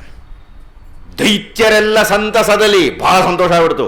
ಎದ್ದುಬಿಟ್ಟ ಅವನು ಅಂತ ಆನೆಗಳನ್ನು ಹತ್ತಿಸಿದರು. ಅವನ ದೇಹದ ಮೇಲೆ ಒಂದು 20 ಆನೆ ಹತ್ತಿದ್ರೆ ಹತ್ತಿ ತುಳಿರಿ ಅವನ್ನ ಅಂತಂತ ಆನೆಗಳನ್ನು ಹತ್ತಿಸಿದರು. ಚಿರತೆಯಿಂದ ಪರಚಿಸಿದರು. ವ್ಯಾಘ್ರ ಕರಡಿ ಕಚ್ಚುತ್ತಿರಲು, ಸಿಂಹ ನೆಗೆದು ಗರ್ಜಿಸಿರಲು. ಇಷ್ಟೆಲ್ಲ ಆದಾಗ ನಿದ್ದೆ ಜಾರಿ ಕಣ್ಣು ಬಿಚ್ಚಿ ಆಕಳಿಸುತ್ತ ಎದ್ದು ಕುಳಿತ. ಅವನು ಎದ್ದು ಕೂತ್ಕೊಳ್ತಿದ್ದ ಏನಾಯಿತು? ಆನೆಗಳೆಲ್ಲ ಉದುರಿದು ಕೆಳಕ್ಕೆ. ಮೊದಲು ವ್ಯಾಘ್ರ, ಚಿರತೆ ಉಗುರು ಮುರಿಯೆ, ಸಿಂಹದಂತ ಕಿತ್ತು ಬಿತ್ತು, ಗಜಗಳೆಲ್ಲ ಉರುಳಿ ಬಿದ್ದು ಗುಹೆ ಬಿಟ್ಟು ಓಡಿದು. ಎಲ್ಲ ಅವನು ಹೇಳಿದೆ ಓಡಿಬಿಟ್ಟು ಅಂತ. ಏನೋ ಪರ್ವತ ನೋಡ್ತಾ ಇದ್ದೀವಲ್ಲ ಭೀಕರಾಕಾರನ ಅಂತ. ಅಂತೂ ಕುಂಭಕರ್ಣ ಎದ್ದ ಮೇಲೆ ಏನಂದ? ಹಸಿವು ಅಂದ. ಗುಡಾಣಗಳ ರಕ್ತ ಕುಡ್ದ, ಪಿಪಾಯಿಗಳ ಹೆಂಡ ಕುಡ್ದ, ಕೋಳಿ ಮಾಂಸ, ಮೇಕೆ, ಏನೇನೋ ಮಾಂಸಗಳ ರಾಶಿ ಒಟ್ಟಿದ್ದರು. ಅದು ಅನ್ನ, ಅದು ಸಿಹಿ, ಏನೇನೋ ಎಲ್ಲ ಸೇರಿ ತಿಂದು ಡರ್ ಅಂತ ತೇಗಿ ಆಮೇಲೆ ನೋಡ್ತಾನೆ, ಯಾವುದೋ ಒಂದು ಬಂಡೆ ಹಿಂದೆ ಯಾರೋ 2 ಆಕೃತಿಗಳು ಬಚ್ಚಿಟ್ಕೊಂಡಾಗಿದೆ ಅಂದ. ಭಾಳ ಧೈರ್ಯವಾಗಿ ಎದ್ದು ಬಂದರು. ಅವಾಗ ಸಂತುಷ್ಟನಾಗಿದ್ದಾನೆ ಅಂತ. ಯಾಕೆ ಎಬ್ಬಿಸಿದ್ರಿ ನನ್ನ? ಏನಾಗಿದೆ ನಮ್ಮ ಅಣ್ಣಂಗೆ? ಬದುಕಿದ್ದಾನ? ಚೆನ್ನಾಗಿದ್ದಾನ? ಎಲ್ಲ ನೆಟ್ಟಗಿದೆ ಸ್ವಾಮಿ, ಆದರೆ ಸಾಯೋದೊಂದು ಬಾಕಿ. ಮಹಾ ಅವಮಾನ ಆಗಿಬಿಟ್ಟಿದೆ. ರಾಮನಿಂದ ಪರಾಜಿತನಾಗಿ ಬಂದಿದ್ದಾನೆ. ನಾನು ಹೇಳಲಿಲ್ಲ ಆವತ್ತೇ ಕೆಲಸ ಮಾಡಬೇಡ ಅಂತ? ನಾನು ಆವತ್ತೇ ಬೈದು ಬಂದಿದ್ದೀನಿ ಅವನ ಆಸ್ಥಾನದಲ್ಲಿ. ಯಾರನ್ನು ಕೇಳಿ ಹೀಗೆಲ್ಲ ಮಾಡ್ದ ಅವನು? ಸರಿ, ನಾನು ಬಂದು ಮಾತಾಡ್ತೀನಿ ಅಂತ ಹೋಗು. ಕೊಂಚ ಕಾಲ ಆದಮೇಲೆ ದಿರಿಸನ್ನೆಲ್ಲ ಧರಿಸಿ ತನ್ನ ಗುಹೆಯಿಂದ ಮೇಲಕ್ಕೆ ಎದ್ದು ಬಂದು ಆ ರಾವಣನ ಆಸ್ಥಾನದ ಕಡೆಗೆ ಹೆಜ್ಜೆಯನ್ನು ಹಾಕಿ ಹೋಗ್ತಾ ಇದ್ದಾನೆ. ಅವನು ಹೆಜ್ಜೆಯನ್ನು ಹಾಕಿ ಹೋಗ್ತಾ ಇರೋದು ಈ ಕಡೆ ವಾನರರು ನೋಡ್ತಾ ಇದ್ದಾರೆ. ಈ ಕೋಟೆ ಗೋಡೆ ಇರುತ್ತಲ್ಲ, ಅದಕ್ಕಿಂತ ಮೇಲೆ ಕಾಣಿಸ್ತಾ ಇದ್ದಾನು. ರಾವಣನ ಆಸ್ಥಾನದ ಕಡೆ ಹೋಗ್ತಾ ಇದ್ದರೆ ಆ ಕೋಟೆ ಗೋಡೆಗಿನ್ನ ಎತ್ತರವಾಗಿರತಕ್ಕಂಥ ಆಕೃತಿಯನ್ನು ನೋಡಿ ಇಲ್ಲಿ ಕವಿಗಳು ಓಡ್ತಾ ಇದ್ದಾರೆ. ಏನೋ ಮಹಾಬೃಹತ್ತಾಗೋದು ಬಂದ್ಬಿಡ್ತಲ್ಲ ಇಲ್ಲಿ ಅಂತಂತ. ರಾಮನಿಗೂ ಆಶ್ಚರ್ಯ. ವಿಭೀಷಣನನ್ನು ಕೇಳ್ತಾನೆ, ಯಾವುದಯ್ಯ ಈ ಭೂತ ಇಷ್ಟು ದೊಡ್ಡದಾಗಿದೆ? ವಾಲ್ಮೀಕಿಗಳು ಹೇಳ್ತಾರೆ, ಅವನು ಹೇಗೆ ಕಾಣಿಸ್ತಿದ್ದ ಅಂದರೆ, ಈ ತ್ರಿವಿಕ್ರಮಾವತಾರವನ್ನು ಮಾಡಿದಾಗ ವಾಮನ ಬೆಳೆದು ನಿಂತಂತೆ ಕುಂಭಕರ್ಣ ಕಾಣಿಸ್ತಾ ಇದ್ದಂತೆ. ಅಷ್ಟು ಬೃಹತ್ತಾಗಿ ಬಿಟ್ಟಿದ್ದಾನೆ ಇವನು. ಆವಾಗ ಭೀಷ್ಮ ಹೇಳಿದ, ಸ್ವಾಮಿ ಇವನ ಕಥೆ ನಾನು ನಿಧಾನವಾಗಿ ಹೇಳ್ತೀನಿ. ವಾರೆಲ್ಲ ಹೆದರ್ಕೊಂಡು ಹೋಗ್ಬಿಡ್ತಾ ಇದ್ದಾರೆ, ಆದ್ದರಿಂದ ಅವರನ್ನು ನಿಲ್ಲಿಸಬೇಕಾಗಿದ್ದರೆ ನಾವೊಂದು ಸುಳ್ಳು ಹೇಳಬೇಕಾಗಿದೆ. ಏನು ಅಂದರೆ, ಇದು ನಿಜವಾದ್ದಲ್ಲ, ಇದೊಂದು ಯಂತ್ರದ ಬೊಂಬೆ ಅಂತ ಹೇಳಬೇಕು ಅವರಿಗೆ. ಸುಮ್ಮನೆ ನಮ್ಮನ್ನು ಹೆದರಿಸೋದಕ್ಕೋಸ್ಕರ ರಾವಣ ಇಂಥ ಯೋಜನೆ ಮಾಡಿದ್ದಾನೆ, ಒಂದು ಬೊಂಬೆ ನೆಟ್ಟಿದ್ದಾನಷ್ಟೇ. ಆದ್ದರಿಂದ ನೀವು ಯಾರು ಹೆದರಬೇಡಿ ಅಂತ ವಾಪಸ್ ಕರ್ಕೊಂಡು ಬನ್ನಿ. ಇತ್ತ ರಾವಣ ಹೋಗಿದ್ದಾನೆ, ಕ್ಷಮಿಸಿ, ಕುಂಭಕರ್ಣ ಹೋಗಿದ್ದಾನೆ. ರಾವಣನ ಹತ್ರ ಮಾತನಾಡ್ದ. ರಾವಣನ ಮೊದಲು ಬೈದ ಅವನು. ನೀನು ಸಜ್ಜನರ ಮಾತನ್ನು ಕೇಳದೆ, ಮಂತ್ರಿಗಳ ಜೊತೆಗೆ ಸಮಾಲೋಚನೆ ಮಾಡದೆ, ನಿನ್ನ ಮನಸ್ಸಿಗೆ ಬಂದಂತೆ ನೀನು ಮಾಡಿದರೆ ಹೀಗೆ ಆಗೋದು. ರಾವಣ ಸಿಟ್ಟು ಮಾಡ್ಕೊಂಡು ಹೇಳ, ಹೌದು ಕಣಯ್ಯ, ನಾನು ತಪ್ಪು ಮಾಡಿಬಿಡ್ತೀನಿ, ನಾನು ಏನೋ ಅವಿವೇಕಿ, ನೀನು ಬಹಳ ಬುದ್ಧಿವಂತ, ನೀನು ಆ ತಪ್ಪನ್ನು ನಿನ್ನ ಕ್ಷಾತ್ರದಿಂದ ಸರಿ ಮಾಡು. ನಿನಗೆ ಬಲ ಇದೆಯಲ್ಲ, ನಿನಗೆ ನಿಮ್ಮ ಅಣ್ಣನಲ್ಲಿ ಪ್ರೀತಿ ಇದ್ದರೆ, ನಿನಗೆ ಏನಾದರೂ ಸಹಾಯ ಮಾಡಬೇಕು ಅಂತ ಅನಿಸಿದರೆ, ನಿನಗೆ ಏನಾದರೂ ನಮ್ಮ ದೇಶಕ್ಕೆ ಆಗ್ತಾ ಇರತಕ್ಕಂಥ ಅವಮಾನವನ್ನು ನೋಡಿ, ದೊಡ್ಡ ದೊಡ್ಡರೆಲ್ಲ ಹೀಗೆ ದೇಶದ ಮೇಲೆ ಹಾಕಿಬಿಡ್ತಾರೆ. ಅವನು ಮಾಡಿದ ತರಲೆಗೆ ಲಂಕೆಯನ್ನು ನೀನು ರಕ್ಷಿಸಬೇಕಾಗಿದ್ದರೆ ನೀನು ನನಗೆ ರಕ್ಷಣೆ ಕೊಡು. ಈ ಇಂದ್ರ ಇದ್ದಾನಲ್ಲ, ಆ ಕಥೆ ನೀವು ಬಾಲ್ಕಾಂಡದಲ್ಲಿ ಕೇಳಿದಿರಿ. ಅಹಲ್ಯನ ಕೆಡಿಸಿಬಿಟ್ಟು ದೇವತೆಗಳ ಹತ್ರಕ್ಕೆ ಹೋಗಿ ಏನು ಹೇಳಿದ ಗೊತ್ತಾ, ನಾನು ಇದೊಂದು ದೇವ ಕಾರ್ಯವನ್ನು ಮಾಡಿ ಬಂದಿದ್ದೇನೆ ಎಂದು. ಇವನು ಮಾಡಿದ ಮನೆಹಾಳ ಕೆಲಸ ಎಲ್ಲ ದೇವ ಕಾರ್ಯ ಅಂತ ಹೇಳ್ಬಿಡ್ತಾನೆ. ಹಾಗೆ ರಾವಣ ಹೇಳ್ತಾ ಇದ್ದಾನೆ, ನೀನು ನಿನ್ನ ದೇಶವನ್ನು ರಕ್ಷಿಸಬೇಕಾಗಿದ್ದರೆ ಹೋಗಿ ಸರಿಪಡಿಸಿವಾಗ. ಕುಂಭಕರ್ಣ ಹೇಳ್ದ, ಆಯಿತು ಬಿಡಪ್ಪ, ಯಾಕೆ ಓದಾಡ್ತೀಯ? ಅದ್ಭುತವಾದ ವಾಕ್ಯ ಹೇಳ್ತೇನೆ ಅವನು, ನಾನು ಬದುಕಿರುವ ತನಕ ನಿನಗೇನೂ ಧಕ್ಕೆ ಇಲ್ಲ, ಅದನ್ನು ಸತ್ತ ಮೇಲೆ ನೀನು ಸಾಯ್ತೀಯ ಅಂತ. ನಾನು ಬದುಕಿರುವ ತನಕ ನಿನಗೇನೂ ಆಗೋದಿಲ್ಲ, ನಾನು ಈಗಲೇ ಹೋಗಿ ನನಗೆ ಯಾರದು ಸಹಾಯ ಬೇಕಾಗಿಲ್ಲ, ಎಲ್ಲರನ್ನು ಸಾಯಿಸಿ ನುಂಗ್ ಹಾಕಿ ಬಂದ್ಬಿಡ್ತೀನಿ. ಬಂದ, ಕೋಟೆಯನ್ನು ದಾಟಿ, ಇನ್ನೇನು ಕೋಟೆ ಬಾಗಿಲಲ್ಲಿ ಬರೋಕ್ಕಾಗಲ್ವಲ್ಲ ಕುಂಭಕರ್ಣ, ಕೋಟೆ ಮೇಲೆ ಕಾಲು ಹೀಗಿಟ್ಟುಕೊಂಡು ಹೊರಗಡೆಗೆ ಬಂದ. ಆ ಬಂದರೆ ಅವನ ಜೊತೆ ಯಾರು ಯುದ್ಧ ಮಾಡ್ತಾ ಇದ್ದಾರೆ, ಎಲ್ಲರೂ ಓಡ್ತಾ ಇದ್ದಾರೆ ಆ ಕಡೆಗೆ. ಕುಂಭಕರ್ಣನ ಹತ್ರಕ್ಕೆ ಬರೋಕೆ ಯಾರಿಗೂ ಸಾಧ್ಯ ಇಲ್ಲ, ಅವನು ಯುದ್ಧ ಮಾಡೋಕ್ಕಾಗಿಲ್ಲ. ಹೀಗಂದ್ರೆ ಒಂದು 25 ಜನ ಕಪಿಗಳಿಸಿದ, ಹಂಗ ತಿಂದ್ಬಿಡ್ತಾನೆ ಅವನ ಕಡೆ. ಹೀಗೆ ಒಂದು 20 ಸುಮ್ಮನೆ ತಿಂದ್ಕೊಂಡು ಹೋಗ್ತಾ ಇದ್ದಾನೆ ಅವನು. ಯಾರಿಗೂ ಅವನ ಹತ್ರ ನುಸುಳಿಕ್ಕಾಗ್ತಾ ಇಲ್ಲ. ಹಾಗೂ ಹೀಗೂ ಧೈರ್ಯ ಮಾಡಿ ಅಂಗದ ಒಂದು ದೊಡ್ಡ ಬೆಟ್ಟವನ್ನು ತಂದು ಎಸ್ದ ಕುಂಭಕರ್ಣನ ಮೇಲೆ. ಕುಂಭಕರ್ಣ ಮುಷ್ಟಿ ಇಟ್ಟ, ಆ ಬೆಟ್ಟವನ್ನು ಪುಡಿಪುಡಿ ಆಗೋಗ್ಬಿಡ್ತದೆ. ಮುಂದೆ ಹೆಜ್ಜೆ ಇಟ್ಕೊಂಡು ಬರ್ತಾ ಇದ್ದಾನೆ. ಹನುಮಂತ ಎದುರುಗೂ ಬಂದ, ಆ ಶೂಲವನ್ನು ತಗೊಂಡು ಹನುಮಂತನ ಎದೆಗೆ ತಿವಿದ. ಅಂದ ಹನುಮಂತನಿಗೂ ನೋಯಿಸ್ಬಿಟ್ಟ ಅವನ ಹತ್ಲಾಗಿ. ಶೂಲವನ್ನು ವಾಪಸ್ ತೆಗೆದು ಸುಗ್ರೀವನ ಕಡೆಗೆ ಎಸ್ದ. ಅದೇನಾದರೂ ಸುಗ್ರೀವನ ತಗಲಿದ್ರೆ ಅವ್ರು ಸತ್ತೋಗ್ಬಿಡ್ತಾ ಇದ್ದ ಅವನು. ಪಾಪ ಹನುಮಂತನಿಗೆ ಗೊತ್ತಿತ್ತು, ಅವನು ಸ್ಥಿರಂಜೀವಿ, ಅವನು ಸಾಯೋ ಹಾಗಿಲ್ವಲ್ಲ ಅವನು ತಕ್ಷಣ ಹಾರಿ ಬಂದು ಸುಗ್ರೀವನ ಎದೆಗೆ ತಾಡಿಸಲಿದ್ದ ಶೂಲವನ್ನು ತಗೊಂಡು ಮೊಣಕಾಲಿಗೆ ಹಾಕಿ ಮುರಿದು ಹಾಕಿದ ಅವನದನ್ನು. ಸುಗ್ರೀವ ಬದುಕದ. ಕುಂಭಕರ್ಣನಿಗೆ ಬಹಳ ಸಿಟ್ಟು ಬಂದುಬಿಡ್ತು, ನನ್ನ ಆಯುಧ ಹೋಗ್ಬಿಟ್ಟಿದೆ ಇವಾಗ ಅಂಥೇಳಿ ಪಕ್ಕದಲ್ಲೇ ಇದ್ದ ಬೆಟ್ಟವೊಂದನ್ನು ಕಿತ್ತು ಸುಗ್ರೀವನ ತಲೆಗೆ ಜಜ್ಜಿದ. ಸುಗ್ರೀವ ಬಿದ್ದುಬಿಟ್ಟು ಮೂರ್ಛಿತನಾಗಿಬಿಟ್ಟು. ಕುಂಭಕರ್ಣ ಗೆದ್ದ ಬಹುಮಾನವನ್ನು ಅಣ್ಣನಿಗೆ ಕೊಡೋಣ ಅಂತ ಹೇಳಿ ಆ ಸುಗ್ರೀವನ ಕಾಲು ಹಿಡಿದು ಎತ್ತು ಹಾಕ್ಕೊಂಡ. ಹೀಗೆ ದೊಡ್ಡ ಬಂಡೆ ಇದ್ದಾಗಿದೆ ಅವನು ಭುಜ, ಅದರ ಮೇಲೆ ಸುಗ್ರೀವನ ಹಾಕಿಕೊಂಡು ನಾನು ಬಂದ ಕೆಲಸ ಸ್ವಲ್ಪ ಮುಗಿದಿದೆ ವಾಪಸ್ ತಿರುಗಿದ. ಈ ಕಪಿಗಳಿಗೆಲ್ಲ ರಾಜನೇ ಹೋಗ್ಬಿಟ್ಟಲ್ಲ ಇವಾಗ, ಇನ್ನು ಇವರೇನು ಮಾಡ್ತಾರೆ, ಎಲ್ಲ ಓಡ್ತಾ ಇದ್ದಾರೆ ಕಡೆಗೆ. ಯಾರೋ ಕುಂಭಕರ್ಣ ಹತ್ತಿರ ಬರ್ತಾನೆ ಇಲ್ಲ. ಕುಂಭಕರ್ಣ ವಾಪಸ್ ಬಂದ, ಮತ್ತೆ ಕೋಟೆಯನ್ನು ದಾಟದ. ರಾವಣನ ಆಸ್ಥಾನಕ್ಕೆ ಹೋಗ್ತಾ ಇದ್ದಾನೆ, ಮೊದಲನೇ ಬಹುಮಾನ ಕೊಡ್ತಾ ಇದ್ದೀನಿ ತಗೊಳ್ಳಯ್ಯ ಅಂತ. ಇಲ್ಲಿ ಕಪಿಗಳೆಲ್ಲ ಯೋಚನೆ ಮಾಡ್ತಾ ಇದ್ದಾರೆ, ಹನುಮಂತ ಯೋಚನೆ ಮಾಡ್ತಾ ಇದ್ದಾನೆ. ಈಗ ರಾಜನೇ ಹೋಗ್ಬಿಟ್ನಲ್ಲ, ಇನ್ನು ಗತಿ ಏನೀಗ? ನಾನು ಹೋಗಿ ಸುಗ್ರೀವನನ್ನು ಕರ್ಕೊಂಡು ಬರಲೋ? ನಾನು ಹೋದರೆ ಏನಾಗುತ್ತೆ ಅಂತ ಈಗ ಹೇಗೆ ಹೇಳೋದು? ಆದ್ದರಿಂದ ಅವನಿಗೇ ಸ್ವಲ್ಪ ಅವಕಾಶವನ್ನು ಕೊಡೋಣ. ಈ ವೇದಾಂತದ ಒಂದು ಅರ್ಥ ಉಂಟು. ಕುಂಭಕರ್ಣ ಅನ್ನೋನು ತಮಸ್ಸು. ತಮಸ್ಸು ಅಂದರೆ ಮೋಹ, ಮಾಯೆ, ಅಜ್ಞಾನ ತಿಮಿರ, ಅಜ್ಞಾನ ತಿಮಿರ, ಆ ಕತ್ತಲು. ಇವನು ಸುಗ್ರೀವ, ಮನೆಯಲ್ಲೇ ಹೇಳಿದ್ದೀನಿ, ಸುಗ್ರೀವ ಅಂದರೆ ಜ್ಞಾನ ಅಂತಂತ, ಗ್ರೀವದ ಮೇಲೆ ಇರುವ ಮಿದುಳು. ಈ ಜ್ಞಾನ ಅನ್ನತಕ್ಕಂಥದ್ದಕ್ಕೆ ಅಜ್ಞಾನ ಅನ್ನೋದು ಅಂಟಿಕೊಂಡು ಬಿಟ್ಟಿದೆ ಈಗ. ಆ ಅಜ್ಞಾನದಿಂದ ಜ್ಞಾನವನ್ನು ಹೊರಗೆ ತರಬೇಕಾದ್ರೆ ಯಾರು ಪ್ರಯತ್ನ ಪಡಬೇಕು? ರಾಮಕೃಷ್ಣ ಪರಮಹಂಸರು ಬಹಳ ಒಳ್ಳೆಯ ಒಂದು ಉದಾಹರಣೆ ಕೊಡ್ತಾರೆ. ಒಬ್ಬ ರಾಜ ಕೇಳ್ತಾ ಇದ್ದಂತೆ ಯಾವಾಗಲೂ, ನನಗೆ ಸ್ವಲ್ಪ ಅಧ್ಯಾತ್ಮ ಹೇಳ್ಕೊಡಿ, ಅಧ್ಯಾತ್ಮ ಹೇಳ್ಕೊಡಿ, ಅಧ್ಯಾತ್ಮ ಹೇಳ್ಕೊಡಿ, ಅಧ್ಯಾತ್ಮ ಹೇಳ್ಕೊಡಿ. ನನಗೆ ಈ ರಾಜ್ಯ, ಹೆಂಡತಿ, ಮಕ್ಕಳು ಇದು ಬಹಳ ಮೋಹ ಇದೆ. ಆ ಮೋಹ ಹೇಗೆ ಬಿಡ್ತಾರೆ ಹೇಳಿ? ಆ ಮೋಹ ಬಿಡೋದು ಹೇಗೆ ಹೇಳಿ? ಸ್ವಲ್ಪ ನಂಗೆ ಮೋಹ ಬಿಡಿಸಿ ಸ್ವಾಮಿ ಅಂತ ಕೇಳ್ತಾ ಇದ್ರಂತೆ. ರಾಮಕೃಷ್ಣ ಪರಮಹಂಸ ಹೇಳಿದ್ರೆ ಬಾಯಿಲಿ ಒಂದು ದಿವಸ ಅಂತ ಹೋಗಿ ಆ ರಾಮಕೃಷ್ಣ ಪರಮಹಂಸರು ಒಂದು ಕಂಬನ ಹಿಡ್ಕೊಬಿಟ್ರಂತೆ. ಬಿಡಿಸು ಬಿಡಿಸು ಬಿಡಿಸು ಅಂದ್ರಂತೆ. ಅಯ್ಯೋ ಹಿಡ್ಕೊಂಡ್ರು ನೀವ್ರಿ ಬಿಡ್ರಿ ಅಂದ್ರಂತೆ. ಹಾಗೆ ಮೋಹ ಹಿಡ್ಕೊಂಡ್ರು ನೀನು ಬಿಡು. ಹಾಗೆ ಇಲ್ಲಿ ಅಜ್ಞಾನಕ್ಕೆ ಸಿಕ್ಕಿ ಹಾಕಿಕೊಂಡಿರತಕ್ಕಂಥದ್ದು ಸುಗ್ರೀವ ಅನ್ನುವ ಜ್ಞಾನ. ಆ ಅಜ್ಞಾನದಿಂದ ಜ್ಞಾನ ಹೊರಗೆ ಬರಬೇಕಾದ್ರೆ ಯಾರು ಪ್ರಯತ್ನಿಸಬೇಕು? ಜ್ಞಾನವೇ ಪ್ರಯತ್ನಿಸಬೇಕು. ಆ ಅರ್ಥದಲ್ಲಿ ಹನುಮಂತ ಹೇಳ್ತಾನೆ, ಅವನಿಗೆ ಬಿಟ್ಬಿಡೋಣ. ಅವನು ಹೇಗೆ ಸಾಧ್ಯವೋ ಹಾಗೆ ಬಿಡಿಸಿಕೊಂಡು ಬರಲಿ. ರಾವಣನ ಆಸ್ಥಾನಕ್ಕೆ ಹೋಗುವುದಕ್ಕೆ ದಾರಿಯಲ್ಲಿ ನಡೆದುಕೊಂಡು ಹೋಗ್ತಾ ಇದ್ದಾನೆ ಕುಂಭಕರ್ಣ. ಆ ಉಪ್ಪರಿಗೆ ಮೇಲಿದ್ದ ರಾಕ್ಷಸ ವನಿತೆಯರಿಗೆ ಬಹಳ ಸಂತೋಷ ಆಗಿಬಿಟ್ಟಿದೆ.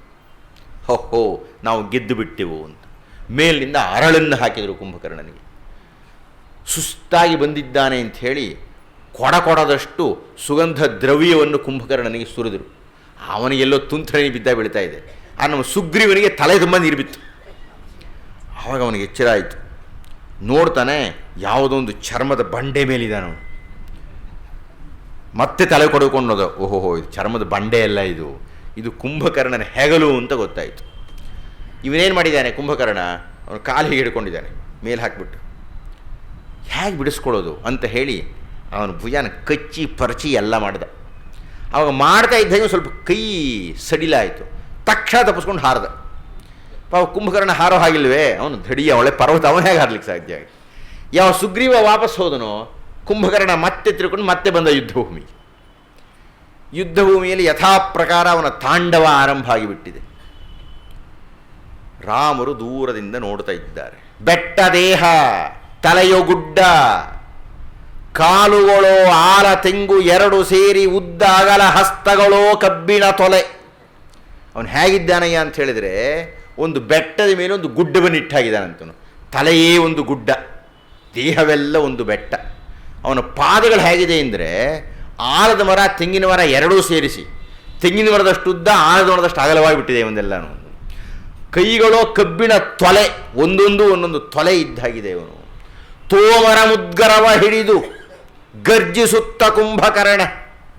ಒಂದು ಕೈಯಲ್ಲಿ ತೋಮರ, ಒಂದು ಕೈಯಲ್ಲಿ ಮುದ್ಗರ, ಎರಡನ್ನು ತೊಗೊಂಡು ಬಂದಿದ್ದಾನೆ. ಈಗ ನಾನು ಯುದ್ಧ ಮಾಡಲಿಕ್ಕೆ ಚಚ್ತೀನಿ ಅಂತ ಅಂದ್ಕೊಂಡ್ಬಿಟ್ಟು. ಅವನು ಹೇಗೆ ಕಾಣಿಸ್ತಾ ಇದ್ದಾನೆ ಅಂದರೆ, ಕೆಂಡಗಣ್ಣು, ಚೇಳು ಹುಬ್ಬು, ಚೂಪು ಮೀಸೆ, ಮರಳು ಕೆನ್ನೆ, ಉದ್ದ ದಪ್ಪ ಕೇಶರಾಶಿ, ಹಾಳು ಬಿದ್ದ ಬಾವಿ ಬಾಯಿ. ಅಂತ ಬಾವಿ ಇದ್ದಾಗಿದೆಯಂತೆ ಅವನ ಬಾಯಿ ಎಲ್ಲನೂ. ಅವನು ಬರ್ತಾ ಇದ್ದಾನೆ. ಬಂದು ಹಿಂದೆ ಮುಂದೆ ಅಕ್ಕಪಕ್ಕ ಗುರಿಯಿರದೇ ಬರುತ್ತಲಿದ್ದ. ಹೊಸಕುತ್ತಿದ್ದ, ತುಳಿಯುತ್ತಿದ್ದ, ಎರಚುತ್ತಿದ್ದ, ಒರಚುತ್ತಿದ್ದ. ಆ ಕಪಿಗಳನ್ನು ಅಗಿದು ಸಿಗಿದು ಕಚ್ಚಿ ತಿಂತಾ ಇದ್ದರೆ ಆ ಕಪಿಗಳಲ್ಲಿ ಕೆಲವರು ಕಿವಿಯ ಮೂಗು ರಂಧ್ರದಿಂದ ಹೊರಗೆ ಬರುತ್ತಲಿದ್ದರವರು. ಹಾಕೊಂಡು ನುಂಗಿದ್ರೆ ಕಿವಿಯಿಂದ ನೋಡ್ತಾ ಇದ್ರಂತೆ, ಮೂಗಿನಿಂದ ನೋಡ್ತಾ ಇದ್ರಂತೆ. ಅಷ್ಟು ಬೃಹತ್ತಾಗಿರತಕ್ಕಂಥ ಕುಂಭಕರ್ಣನ ದೇಹ ಅದು. ಅರಚಿ ಹೇಳುತ್ತಿದ್ದ, ನಾನು ಅಸುರ ಕುಂಭಕರ್ಣ, ಅನುಜ ರಾವಣಾಸುರನಿಗೆ ಅಸಾಮಾನ್ಯ ಶಕ್ತ ನಾನು, ದೇವ ವೈರಿ ನಾನು ಅಂತ ಕೂಗುತ್ತಾ ಇದ್ದಾನೆ. ಅಗ್ನಿಯನ್ನೇ ಸುಟ್ಟು ಬಿಟ್ಟೆ, ವರುಣನಿಗೆ ನೀರಿಳಿಸಿದೆ, ಯಮನಿಗೆ ಪ್ರಾಣ ತೆಗೆದೆ. ಇಂದ್ರನೊಮ್ಮೆ ಆನೆ ಹತ್ತಿ ಬಳಿಗೆ ಬಂದ ನನ್ನ ಮುಂದೆ, ಐರಾವತ ದಂತ ಕಿತ್ತು ಅದನೆ ಚುಚ್ಚಿ ಒದ್ದು ಬಿಟ್ಟೆ. ಬಿಳಿಯ ಆನೆ ಕಿರುಚುತ್ತ ಓಡಿ ಹೋಯಿತು, ಆಯ ತಪ್ಪಿ ಭದ್ರವಿರದ ದೇವರಾಜ ಕೆಳಗೆ ಬಿದ್ದ. ತಲೆಯ ಮೇಲೆ ಕಾಲನಿಟ್ಟು ಹೊಸಗಲಿದ್ದ ಇಂದ್ರನನ್ನು ಬಿಟ್ಟು ರತ್ನ ಕಿರೀಟವನು ಹೇಡಿ ಇಂದ್ರ ಮಾಯವಾದ. ಕೆಳಗೆ ಬಿದ್ದ ಅವನು. ಆ ಐರಾವತವನ್ನು ಚುಚ್ಚಿದಾಗ ಹೆದರಿಕೊಂಡು ಗೀಳಿಟ್ಟು ಐರಾವತ ಓಡಿ ಹೋದಾಗ ಆ ಐರಾವತ ದಂತವನ್ನೇ ಕಿತ್ತು ಚುಚ್ಚಿದ ಕಣೆಯ ನಾನು. ಇಂದ್ರ ಕೆಳಗೆ ಬಿದ್ದುಬಿಟ್ಟ. ಇಂದ್ರ ಕೆಳಗೆ ಬೀಳ್ತಾ ಇದ್ದ ಹಾಗೆ ಅವನ ತಲೆಯನ್ನು ಹೊಸಕಾಗ್ತೀನಿ ಅಂತ ಅವನು ಕಿರೀಟದ ಮೇಲೆ ಕಾಲಿಟ್ಟೆ. ಆ ಮಾಯಾವಿ ಕಿರೀಟನಲ್ಲೇ ಬಿಟ್ಬಿಟ್ಟು ಮಾಯ ಆಗಿಬಿಟ್ಟ ಅವನು. ಹಿಂದೆ ಎಂದು ಯಾರು ನನ್ನ ಮುಂದೆ ನಿಂತುದಿಲ್ಲ, ಎಲ ಹುಳುಮಾನವ ರಾಮ, ಮುಂದೆ ಬಂದು ನನ್ನ ಮುಂದೆ ನಿಂತುಕೊಳ್ಳೋ ನೀನು. ಶಕ್ತಿ ಇದೆಯೋ, ಧೈರ್ಯ ಮಾಡಿ ಬಾಣವನ್ನು ಬಿಡು. ಆಮೇಲೆ ನಿನ್ನ ಯೋಗ್ಯತೆಯನ್ನು ನೋಡಿ ನಿನಗೆ ಎಂಥ ಯುದ್ಧವನ್ನು ಕೊಡ್ತೀನಿ ಅಂತ ನಾನು ಯೋಚನೆ ಮಾಡ್ತೀನಿ ಅಂತ ಕೂಗುತ್ತಾನೆ. ಕೂಗುತ್ತಿದ್ದ, ಕಿರುಚುತ್ತಿದ್ದ, ಅರಚುತ್ತಿದ್ದ ಅಸುರನೆದುರು ರಾಮ ನಿಂತು ಹೆದೆಯೇರಿಸಿ ಜೇಗೈದನು ಬೊಬ್ಬಿರೀತು. ರಾಮರು ಬಂದಿದ್ದಾರೆ. ಕುಂಭಕರ್ಣನನ್ನು ಇನ್ನು ಯಾರೂ ನಿರ್ನಾಮ ಮಾಡಲಿಕ್ಕೆ ಸಾಧ್ಯ ಇಲ್ಲ, ನಾನೇ ಮಾಡಬೇಕು ಅಂತ ನಿರ್ಣಯಿಸಿ ಹಾಗೆ ಅರಚತ ಕಿರಚತ ಇದ್ದಂಥ ಕುಂಭಕರ್ಣನ ಎದುರು ರಾಮರು ಬಂದು ಆ ಬಿಲ್ಲಿಗೆ ಹುರಿಯನ್ನು ಕಟ್ಟಿ ಎಳೆದಿದ್ದಾರೆ ಜೇಗೆಯುವುದು ಅಂತ. ಅದು ಜೇಗೆಯ್ದ ಇದ್ದಾಗೆ ಬೊಬ್ಬಿಟ್ಟು ಬಿಡುತ್ತಂತೆ. ಅದು ಬಿಲ್ಲ ಝೇಂಕಾರದಿಂದ ಅಷ್ಟದಿಕ್ಕು ಆಕಾಶವು, ಆ ಝೇಂಕಾರಕ್ಕೆ ಅಷ್ಟ ದಿಕ್ಕುಗಳು ನಡುಗಿ ಬಿಡುತ್ತಂತೆ. ಪರ್ವತಗಳು ಸೀಳಿ ನಿಂತು ಮರಗಳೆಲ್ಲ ಉರುಳಿ ಬಿತ್ತು. ದುರ್ಬಲ ಕವಿ ರಕ್ಕಸರಿಗೆ ಕಿವಿ ಕೊರೆಯಿತು, ಎದೆಯೊಡೆಯಿತು. ಯಾವುದು ಬಾಣ ಬಿಟ್ಟಿಲ್ಲ, ಬರಿಯ ಎಳೆದಿದ್ದಾರೆ ಇದನ್ನು. ಆ ಬಿಲ್ಲಿಗೆ ದಾರವನ್ನು ಕಟ್ಟಿ ಆ ದಾರವನ್ನು ಎಳೆದ ಸದ್ದಿಗೆ ಹೀಗೆ ಆಗಿಬಿಡ್ತಂತೆ. ಇನ್ನು ರಾಮರ ಪರಾಕ್ರಮ, ರಾಮರ ಶಕ್ತಿ ಎನ್ನತಕ್ಕಂಥದ್ದು ಹೇಗೆ ನೋಡಿ. ಕಂಭವಾದ ಕುಂಭಕರ್ಣ, ಇಷ್ಟೊತ್ತು ಏನು ಹಾರಾಡ್ತಾ ಇದ್ನಲ್ಲ ಕುಂಭಕರ್ಣ, ರಾಮರ ದನಿಗೆ ಕಂಭವಾದ ಕುಂಭಕರ್ಣ. ಕಿವಿಗಳೆರಡು ತೂತು ಬಿತ್ತು, ಕವಚದೊಳಗೆ ಎದೆ ನಡುಗಿತು, ತೋರಗೊಣದೆ ಏರಿ ಬಂದ. ಆ ಕುಂಭಕರ್ಣನ ಎದೆ ನಡುಗಿ ಬಿಡುತ್ತಂತೆ ಆ ಕವಚದ ಒಳಗೆ. ಮೇಲೆ ಹತ್ತಿ ಬಂದಿದ್ದಾನೆ, ರಾಮನನ್ನು ಸಾಯಿಸ್ತೀನಿ ಅಂತ ಬಂದಿದ್ದಾನೆ. ಎದುರುಗ ಲಕ್ಷ್ಮಣ ಬಂದುಬಿಟ್ಟ. ಲಕ್ಷ್ಮಣ ಬಾಣವನ್ನು ಬಿಡಲಿಕ್ಕೆ ಆರಂಭ ಮಾಡಿದ. ಕುಂಭಕರ್ಣ ಬಹಳ ದೊಡ್ಡ ಧರ್ಮಾತ್ಮ ಅನಿಸುತ್ತೆ ನನಗೆ. ಆತ ಮಾತುಗಳನ್ನು ಆಡಿದಾಗೆಲ್ಲ ನನಗೆ ಹಾಗನ್ಸುತ್ತೆ. ಈ ಚೇಷ್ಟೆ ಇಲ್ಲ, ಈ ಆರ್ಭಟ ಇಲ್ಲ, ಈ ದೈಹಿಕ ವ್ಯಾಯಾಮ ಇಲ್ಲ, ಅದಿರಲಿ, ಅದು ರಾಕ್ಷಸ ಸ್ವಭಾವ. ಅದು ಲಕ್ಷ್ಮಣನಿಗೆ ಅವನು ಹೇಳ್ತಾನೆ, ಲಕ್ಷ್ಮಣ ನೀನು ಬಹಳ ಶೂರ ಕಣಯ್ಯ, ನಾನು ರಾಮನ ಹತ್ತಿರ ಯುದ್ಧ ಮಾಡಬೇಕಾಗಿದೆ, ನೀನು ದಾರಿ ಬಿಡು, ನನಗೆ ನಿನ್ನನ್ನು ಯಾರೂ ಗೆಲ್ಲೋಕ್ಕಾಗಲ್ಲ ಅಂದುಬಿಡ್ತಾನೆ. ರಾಮನ ಹತ್ತಿರ ಯುದ್ಧ ಮಾಡಬೇಕು ಅನ್ನತಕ್ಕಂಥದ್ದರ ಕಾರಣವನ್ನು ಅವನು ವಿಭೀಷಣನ ಹತ್ತಿರ ಕೊಡ್ತಾನೆ. ರಾಮನ ಹತ್ತಿರ ಲಕ್ಷ್ಮಣನನ್ನು ನಿವಾರಣೆ ಮಾಡಿಕೊಂಡು ಹೋದಾಗ ವಿಭೀಷಣ ಅಡ್ಡ ಬರ್ತಾನೆ. ತಮ್ಮ ವಿಭೀಷಣನನ್ನು ನೋಡಿ ಕುಂಭಕರ್ಣನಿಗೆ ತುಂಬ ನೋವಾಗಿಬಿಡುತ್ತೆ. ಅವನು ಹೇಳ್ತಾನೆ, ನೀನು ನಿನ್ನ ಸಹೋದರರ ಮೇಲಿನ ಪ್ರೀತಿಯನ್ನು ಬಿಟ್ಟುಬಿಡು, ರಾಘವಸ್ಯ ಪ್ರಿಯಂ ಕುರು, ನೀನು ರಾಮನಿಗೆ ಪ್ರಿಯವಾದ್ದನ್ನು ಮಾಡು. ನೀನು ಯಾಕೆ ಗೊತ್ತೇನಪ್ಪ ಅಂದರೆ, ರಾಕ್ಷಸರ ಲೋಕದಲ್ಲಿ ಸತ್ಯಧರ್ಮಾಭಿರಕ್ಷಿತ, ಸತ್ಯವನ್ನು ಧರ್ಮವನ್ನು ರಕ್ಷಣೆ ಮಾಡುವವನು ನೀನೊಬ್ಬನೇ. ನಾನು ನಿನ್ನನ್ನು ಪ್ರಯತ್ನಪಟ್ಟು ಉಳಿಸಬೇಕಾಗಿದೆ. ನಂದು ಮೊದಲೇ ಬೃಹತ್ ದೇಹ, ನಾನು ಯುದ್ಧ ಮಾಡ್ತಾ ಇದ್ದಾಗ ನನ್ನ ಕೈ ಎಲ್ಲಿ ಓಡಾಡುತ್ತೆ, ನನ್ನ ಕೈನಲ್ಲಿರೋ ಆಯುಧ ಎಲ್ಲಿ ತಗಲುತ್ತೆ ಅಂತಲೇ ನನಗೆ ಗೊತ್ತಾಗಲ್ಲ. ನಿನಗೂ ತಗಲಿಬಿಡ್ಬೋದದು. ಆದ್ದರಿಂದ ದಯವಿಟ್ಟು ನನ್ನ ಮುಂದಿರಬೇಡ, ನೀನು ಬದುಕಲೇಬೇಕು. ಯಾಕೆ ಅಂದರೆ ಲಂಕೆಯನ್ನು ರಕ್ಷಿಸಬೇಕಾಗಿರುವವನು ನೀನು. ಕುಂಭಕರ್ಣನ ಮಾತಿನಲ್ಲಿ ನಾನು ಸತ್ತೋಗ್ತೀನಿ, ನಮ್ಮ ಅಣ್ಣನೂ ಸತ್ತೋಗ್ತಾನೆ, ಯಾರೂ ಲಂಕೆಯಲ್ಲಿರಲ್ಲ. ಹಾಗೇನಾದರೂ ಲಂಕೆಯನ್ನು ರಕ್ಷಣೆ ಮಾಡಬೇಕಾಗಿದ್ದರೆ ಸತ್ಯಧರ್ಮಾಭಿರಕ್ಷಿತ, ನೀನೊಬ್ಬನೇ ಕಣಯ್ಯ ನಮ್ಮ ವಂಶದಲ್ಲಿರ್ತಕ್ಕಂಥವನು, ಆದ್ದರಿಂದ ದಯವಿಟ್ಟು ಪಕ್ಕಕ್ಕೆ ಹೋಗುವಂತ. ವಿಭೀಷಣ ಅಣ್ಣನ ಮಾತನ್ನು ಕೇಳಿ ಗದೆಯನ್ನು ಊರಿ ಆ ರಣರಂಗದ ಎಲ್ಲೋ ಒಂದು ಕಡೆ ಹೋಗಿ ಅಳುತ್ತಾ ಕೂತ್ಕೊಂಡ್ಬಿಡ್ತಾನಂತೆ. ಪಾಪ ಅಣ್ಣ ಸಾಯಲಿಕ್ಕೆ ಸಿದ್ಧನಾಗಿ ಬಂದಿದ್ದಾನೆ. ಇದಕ್ಕೆ ಸಂಬಂಧಪಟ್ಟ ಹಾಗೆ ಭಾರತದಲ್ಲಿ ಒಂದು ಸಂದರ್ಭ ಹೇಳಬೇಕು, ಕಾಲ ಆಗಿಬಿಡ್ತಾ ಇದೆ, ಬಿಡಿ ನಾನು ಕುಂಭಕರ್ಣನ ವಿಷಯಕ್ಕೆ ಬಂದ್ಬಿಡೋಣ, ಕಾಲವಿಲ್ಲ ನಮಗೆ. ರಾಮರು ಎದುರಿಗೆ ಬಂದರು, ಕುಂಭಕರ್ಣ ಬಂದಿದ್ದಾನೆ. ಯಾವಾಗ ರಾಮರು ಕಾಣಿಸಿದರೋ ಗದೆಯನೆತ್ತಿ ಬಿಸುಡಲಿದ್ದ. ಗದೆಯನ್ನು ತೆಗೆದು ರಾಮನಿಗೆ ಗುರಿಯಿಟ್ಟು ಬಿಸಡಬೇಕು ಅಂತ ಇದ್ದ, ಗದೆಯನೆತ್ತಿ ಬಿಸುಡಲಿದ್ದ. ರಾಮ ಬಿಟ್ಟ ವಾಯುಬಾಣ, ವಾಯುವ್ಯಾಸ್ತ್ರವನ್ನು ಶ್ರೀರಾಮರು ಪ್ರಯೋಗಿಸಿದರು. ಜೋರುವಂತು ಗಾಳಿಬಾಣ, ಬಲದ ಹಸ್ತ ಕತ್ತರಿಸಿತು. ಕುಂಭಕರ್ಣನ ಬಲದ ಹಸ್ತ ಕತ್ತರಿಸಿದೆ. ನೋವಿನಿಂದ ಅರಚುತ್ತಿರಲು ಭಾರ ಬಲದ ಹಸ್ತ ಬಿತ್ತು. ಆ ಬಲದ ಹಸ್ತ ಅಷ್ಟು ಮೇಲಿನಿಂದ ಕೆಳಕ್ಕೆ ಬೀಳ್ತಾ ಇದ್ದ ಹಾಗೆ ಕಪಿ ರಾಕ್ಷಸರಡಿಗೆ ಸಿಕ್ಕು. ಆ ತೋಳಿನ ಕೈ 1000 ಜನ ಸಿಕ್ಕಾಕೊಂಡ್ಬಿಟ್ಟಿದ್ದಾರೆ. ಕಪಿಗಳು ರಾಕ್ಷಸರು. ಕಪಿ ರಾಕ್ಷಸರ ಅಡಿಗೆ ಸಿಕ್ಕು ಆ ತೋಳು ಬೀಳ್ತಾಗೆ ಭೂಕಂಪ ಆಗಿಬಿಡ್ತಂತೆ. ಭೂಕಂಪದ ಮಾರ್ಗದಲ್ಲಿ ಪಾತಾಳದ ಆಳ ಕಿಳಿಯೇ ಮಣ್ಣು ಮುಚ್ಚಿ ಮಸಣವಾಯಿತು.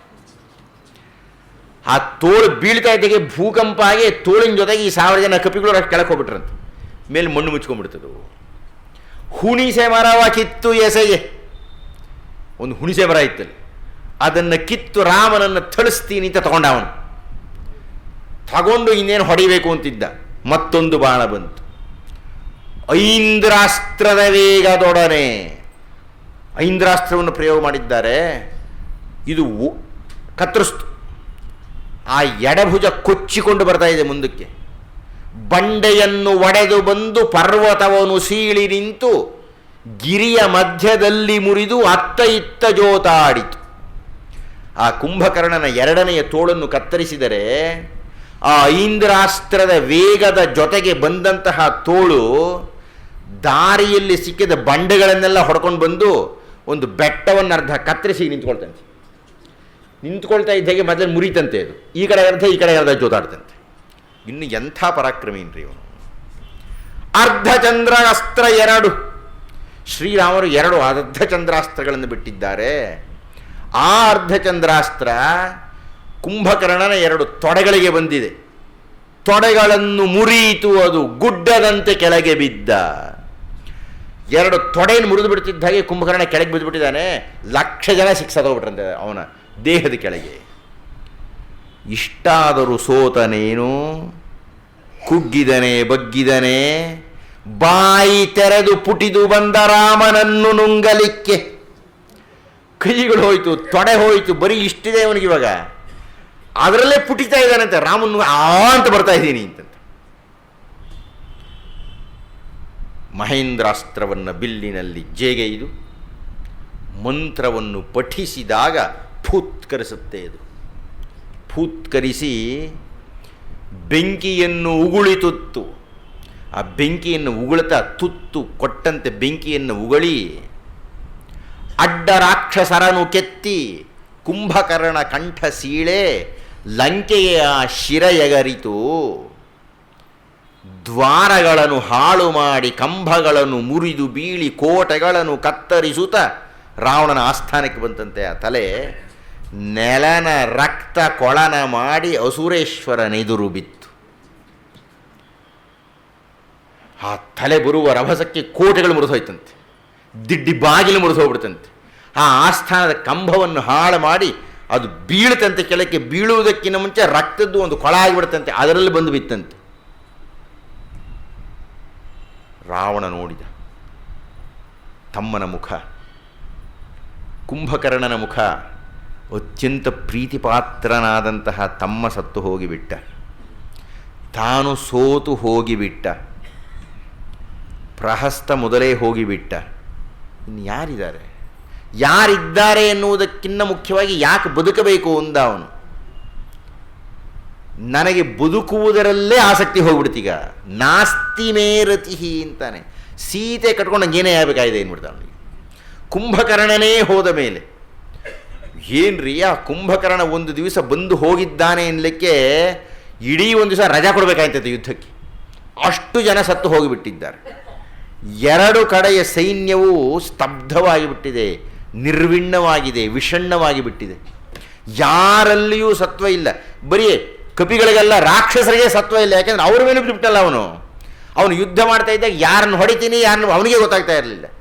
ಒಳ್ಳೆ ಸುಂಟರ ಗಾಳಿಯೊಂದು ಬಂದು ಬೀಸಿ ಹೋದಾಗ ಆನಂತರ ಹೇಗೆ ನಿರ್ಮಾನುಷವಾಗಿ ಬಿಡುತ್ತೋ, ಹೇಗೆ ಭಾರಿಯಾದ ಮಳೆಯೊಂದು ಬಂದು ತತ್ತರಿಸಿ ಬಿಡುತ್ತೋ ಜನಜೀವನವನ್ನು, ಹಾಗೆ ಕುಂಭಕರ್ಣನ ಆಗಮನ, ಕೊಂಚ ಕಾಲದ ಅವನ ಆರ್ಭಟ, ಅವನ ನಿರ್ಗಮನ, ಈ 3 ತತ್ತರಿಸಿಬಿಡ್ತು. ರಾವಣನಿಗೆ ಏನು ಮಾಡಬೇಕು ಅಂತ ಗೊತ್ತಾಗ್ತಾ ಇಲ್ಲ. ಆಗ ಅವನ ಕಡೆಯಲ್ಲಿ ನರಾಂತಕ ಅಂತ ಒಬ್ಬ ಇದ್ದ, ತ್ರಿಶಿರ ಅಂತ ಒಬ್ಬ ಇದ್ದ, ದೇವಾಂತಕ ಅಂತ ಇದ್ದ. ಈ 3 ಜನರನ್ನು ಯುದ್ಧಕ್ಕೆ ಹೋಗಿ ಬನ್ನಿ ಅಂತ ಹೇಳಿದರು. ಬಿಡಿ, ಅವರದಂಥ ದೊಡ್ಡ ವಿಷಯ ಅಲ್ಲ. ಕುಂಭಕರ್ಣಂದೇ ಕೇಳಿದ ಮೇಲೆ ಇನ್ನು ಅವರು ಸಾಯ್ತಕ್ಕಂಥದ್ದು ಯಾವ ಸ್ವಾರಸ್ಯ ಇದೆ. ಆ 3 ಜನವೂ ಸತ್ತರು. ಈಗ ಮುಂದಿನ ಕಥೆ ಏನು ಅಂತ ಯೋಚನೆ ಮಾಡ್ತಾ ಇದ್ದಾಗ ಅವನ ಮಗ ಎದ್ದು ನಿಂತ ಇಂದ್ರಜಿತ್.